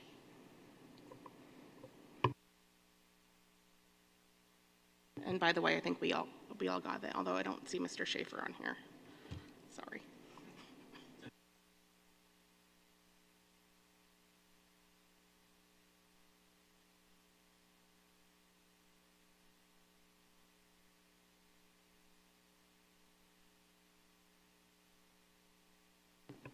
So live Can streaming we of add, meetings can we would add be that an conversation? IT question? No, it would be Communications Department. It would be something that Andrea would be working out with the individuals who work with the chairs. So Mr. Rizzo, Mr. Fink, I would do ours, Dr. Murray. Administration would set up to live stream that night. We have not recorded our committee meetings up to this point, so that would be a new practice for the board to consider. Can we perhaps add this also as a discussion item for the next meeting? And then that would offer the community time as well to share with us their desires. How many members do we have on Zoom currently? How many people are on Zoom? How many are staff?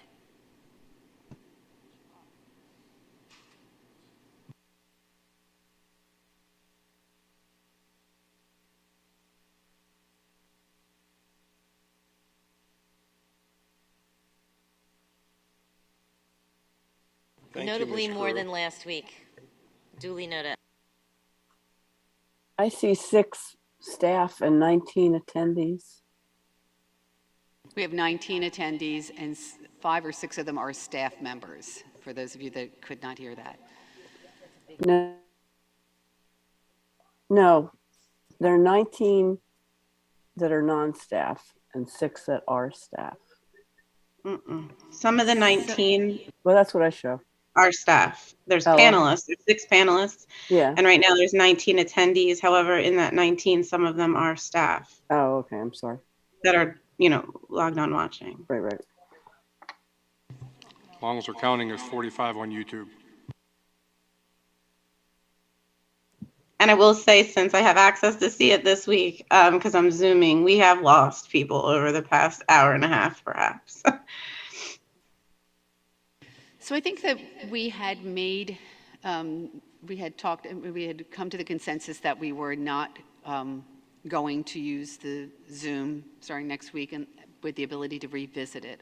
I think that this would be something else that we would want to revisit and to talk about at this point. So I think that that's, where we are with this. It's not something we would need input from a lot of, from our communications and find out about how that would even be feasible or if that's what something we would want to do.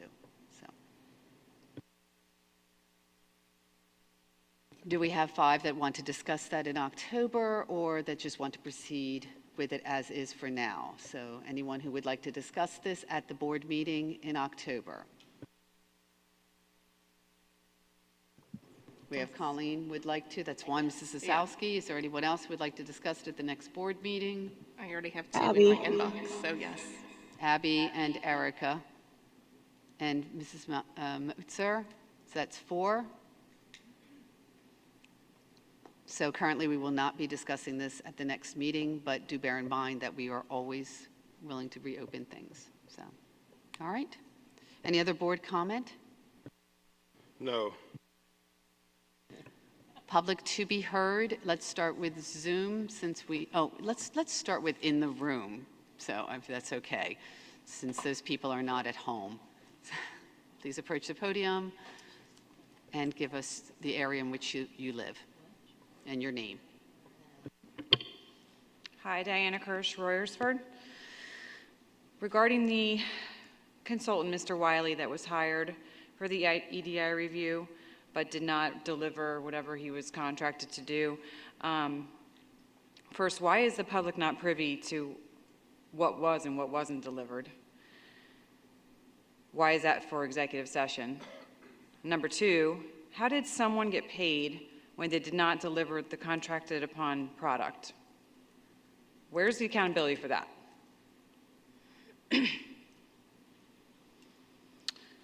For consideration on Mr. Hunter's presentation on the Giza project. So if I'm understanding this correctly, we're looking at 16.9 million plus that, I think it was like 4.5 million and 5 million. And then another 50 million over the next 7 to 10 years. That seems insane to me. I'm a commercial property manager, so I know a little bit about this, and I would love to see a list of the equipment. I'd love to see what we're considering end of useful life. I can't imagine that every piece of equipment in this district is reaching there's end of useful life and is the equipment still working? Maybe it has reached its end of useful life, but you probably don't necessarily have to replace it. You may be able to replace certain components. You may be able to rebuild things. So this idea that we have to do this kind of full tilt replacement seems just extraordinarily expensive.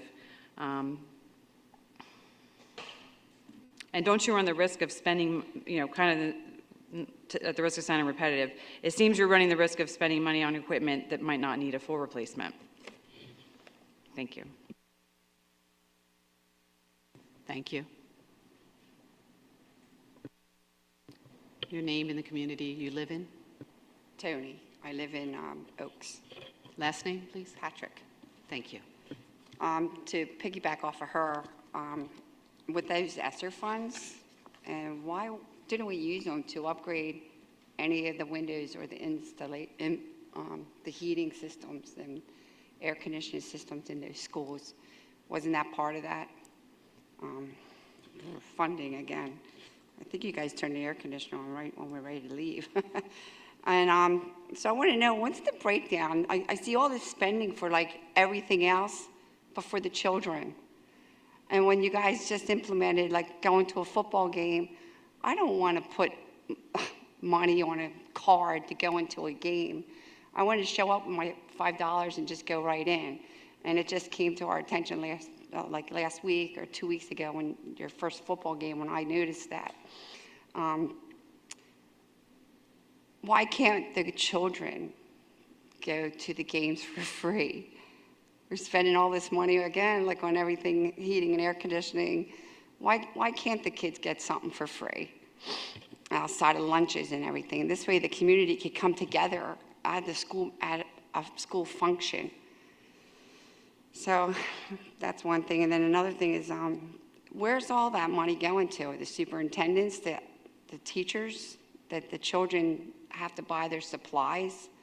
You know, when you give that whole list of everything that they have to buy to come into school, their first day they have to have, why isn't that free to them?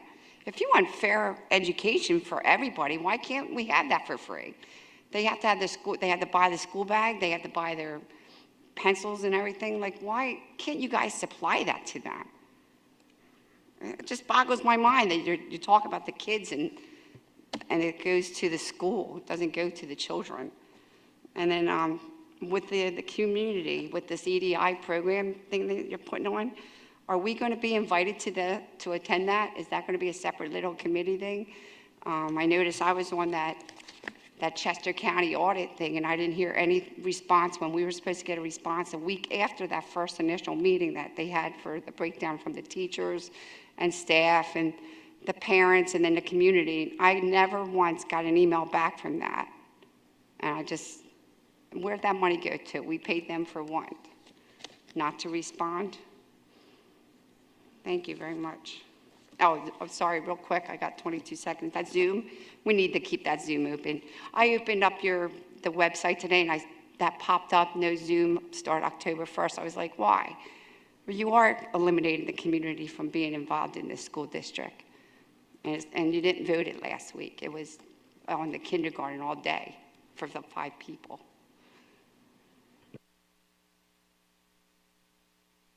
Thank you. Hey guys, Kathy Morris, Royersford. Just 2 quick questions. One, if we're ending Zoom, if that's what we decided, are we ending it for board members as well?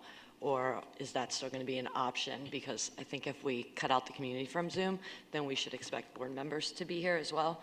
And then my second, we saw that in-depth presentation about the EDI, and it looked like all the negatives, everything that was affecting whatever population it was, we were measuring it in academics. So we saw a loss in math, we saw a loss in test scores. So hopefully, if we decide to bring in specialists or consultants, it's to fix the education and the academics, because that's really what we're comparing everything to.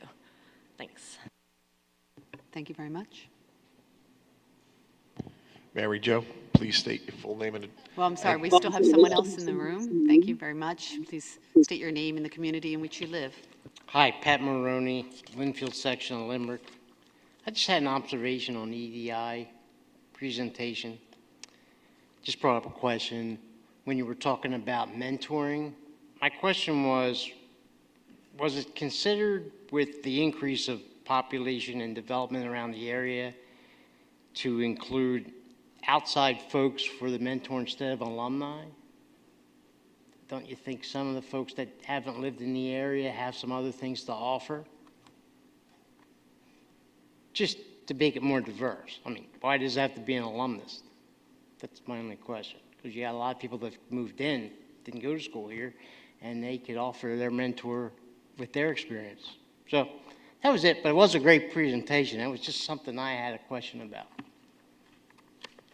Thank you. Thank you very much. Okay, seeing as there's no one else in the room, let's move to Zoom. Mary Jo, please state your full name and the township you live in.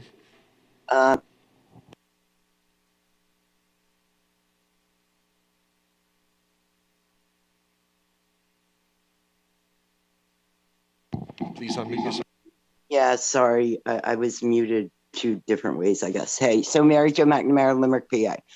So I want to try to focus on the communication. I'm just going to call it overall communication. So while there was only 1 email about Zoom, I very clearly stated my feelings at last week's meeting. So I'm a little insulted that we're not considering me as a person that communicated, especially since I was in person.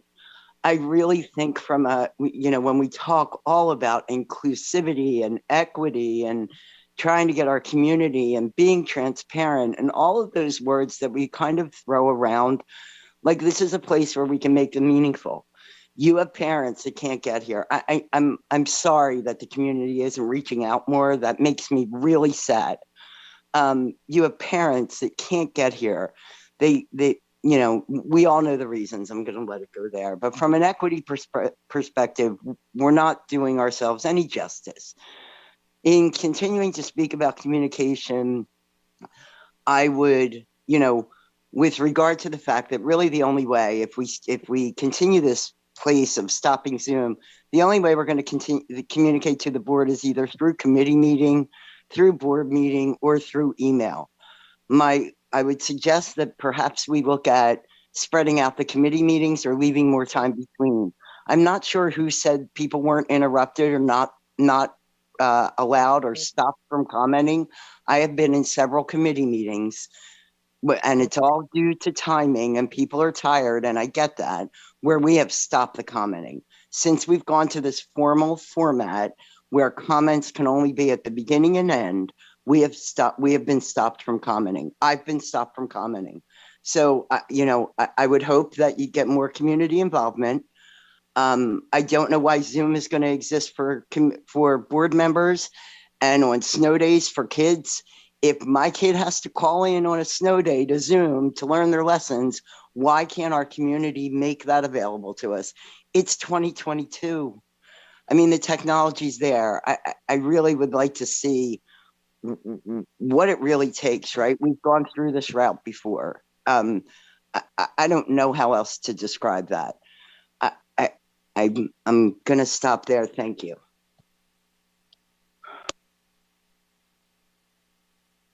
Kim, please state your first and last name, as well as the township. Hi, this is Kim Anderson of Providence Township. I'm going to just echo Mary Jo and speakers. I'll start with the Zoom. Kim, you have a bad connection. We're going to put you on hold and we'll come back to you. Steve, you may now make public comment. Please state your first and last name, as well as the township you live in. Please unmute yourself. Steve Fry, Royersford, PA. First, I want to thank the members of the administration for the EDI presentation. It looks like a significant step forward on understanding what potential issues exist. And as things progress, I would be interested to hear about how solutions are selected and how the various newer school initiatives may contribute to those solutions. I also wanted to address the removal of the remote participation for public meetings using Zoom or some comparable tool. I would have written a board, but I was under the impression it was going to be on the agenda this week. It's not really clear to me why the remote participation in meetings would be removed. It's my experience that people are using it. And I mean, you could call the remote public participation an environmental investment to save the fuel and pollution resulting from travel to attend the meetings. You can call it an equitable or inclusive access for those who may have responsibilities or limitations that make in-person attendance challenging. But generally, it's just not clear to me why something that helps public access and participation would be removed without a strong rationale. Thank you.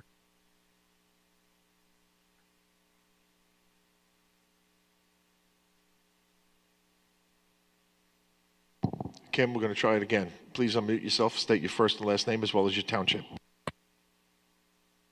Hi, I'm Township. Am I breaking up still? Yes. Keep trying. All right. I think I have. Kim, stand by, please.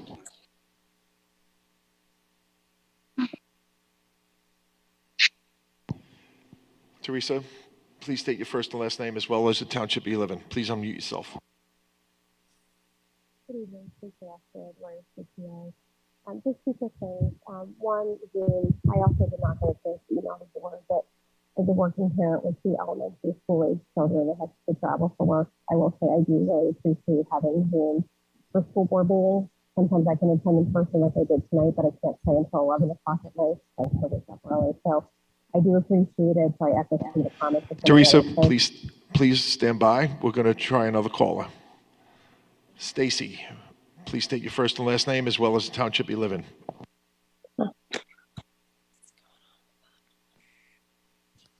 Stacy Salazzo, Warriors. Can you guys hear me? Yes. Oh. Okay, just making sure because there's been problems with other callers. I just wanted to echo again what other people are saying. I don't agree with removing Zoom as you're comparing it to, pre-COVID, as comparing this to masks and stuff. It's not the same thing. As don't you guys want to be transparent and open with the community, and you're just cutting the community off and not allowing people to speak up and get a hold of you guys, where I have emailed the board multiple times where I might get an answer here and there and then ask a question back and then I don't get a response, or I send an email and then I have to get it.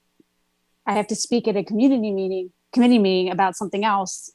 And yes, off topic, because I don't get a response by email. So how else am I supposed to reach out to you guys and get a response? So I don't agree with removing Zoom at all. It's not transparent and it's just cutting off the community, again, at board meetings as well as committee meetings. And the same as other people have said, if the community can't participate by Zoom, then board members shouldn't be able to either. And the other topic was the Chester County audit. I do have a question about that. I've asked about seeing the data because it's supposed to be anonymous. I also was one person that participated in it. I did see the presentation during the committee meeting, and there are comments that I heard during some of the focus groups that was not in the presentation. So I kind of wonder what's really in that raw data and why the community can't see that if it's anonymous. And if it's not anonymous and board members and staff have seen names attached to that, then wouldn't that then bias the staff and the board members seeing those comments from the community and it's not really anonymous? Thank you. Did want to address, before we move on, that the email that you had sent, I think you had sent it to all of the board members this week at some point, did not go to all of the board members the way that it was addressed. We only were notified of it when another board member just today forwarded it to us that had received it. I think only maybe the first person or something on that had gotten it, so the way it was put in there. So I did want to make clear that we had not received that email until today, many of us, and so one of the reasons why you would not have gotten a response. I apologize for that, so hopefully that won't be a problem going forward.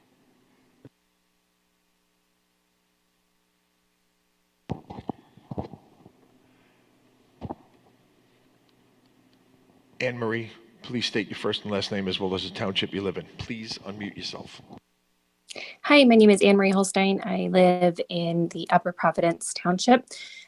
So I just really appreciate the EDI presentation that was presented today. And I know, Mr. Rizzo, you mentioned that there were, just a lot of statistics that you weren't going to go through today, which I appreciate for time purposes. But I'm wondering if those could be made available. I would really love to see what those are. I have a strong interest in this area, and I think it would be great if that transparency was made available to anyone seeking that.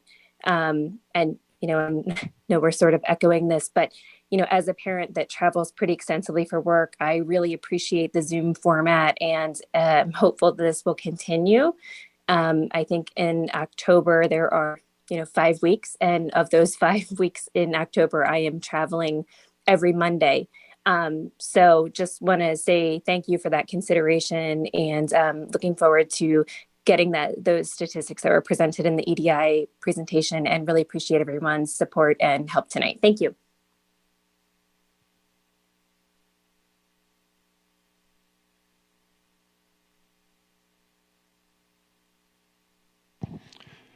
Teresa, please state your first and last name as well as your township you live in.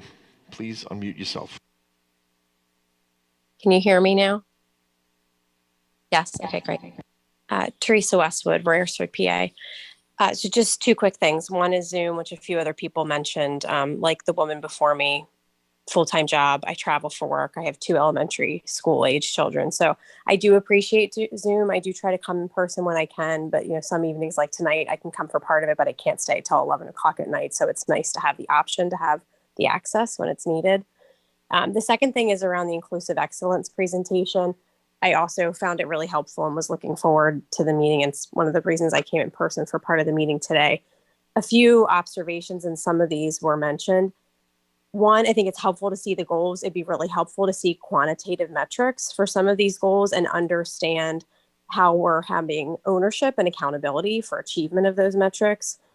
The second piece, and this was mentioned by someone else, is just really understanding the discrepancies in the data across gender, race, IEP, ethnicities, et cetera. What's the qualitative research that we're doing to really understand those insights? How are we closing those gaps? How do our goals and our strategy for 2023 and beyond form around those things to address those issues? Sort of tangentially, when we look at this from other school districts, that maybe where there are stronger correlations with test scores across grades, where you see drop-offs with certain groups, are there any things that we can learn from some of those different school districts? And maybe that was looked at. I think the last thing, and this was also mentioned too, but I realize that it takes a lot of effort to pull presentations like that together. So, again, thank you. But some periodic updates maybe on progress, whether that be during board and committee report periods or be that a presentation like you did tonight, I think from a community perspective would be much appreciated. Thank you.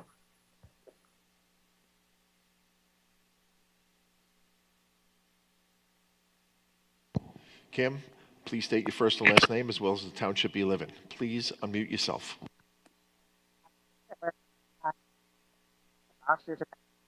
Kim, Providence County. Kim, I'm sorry.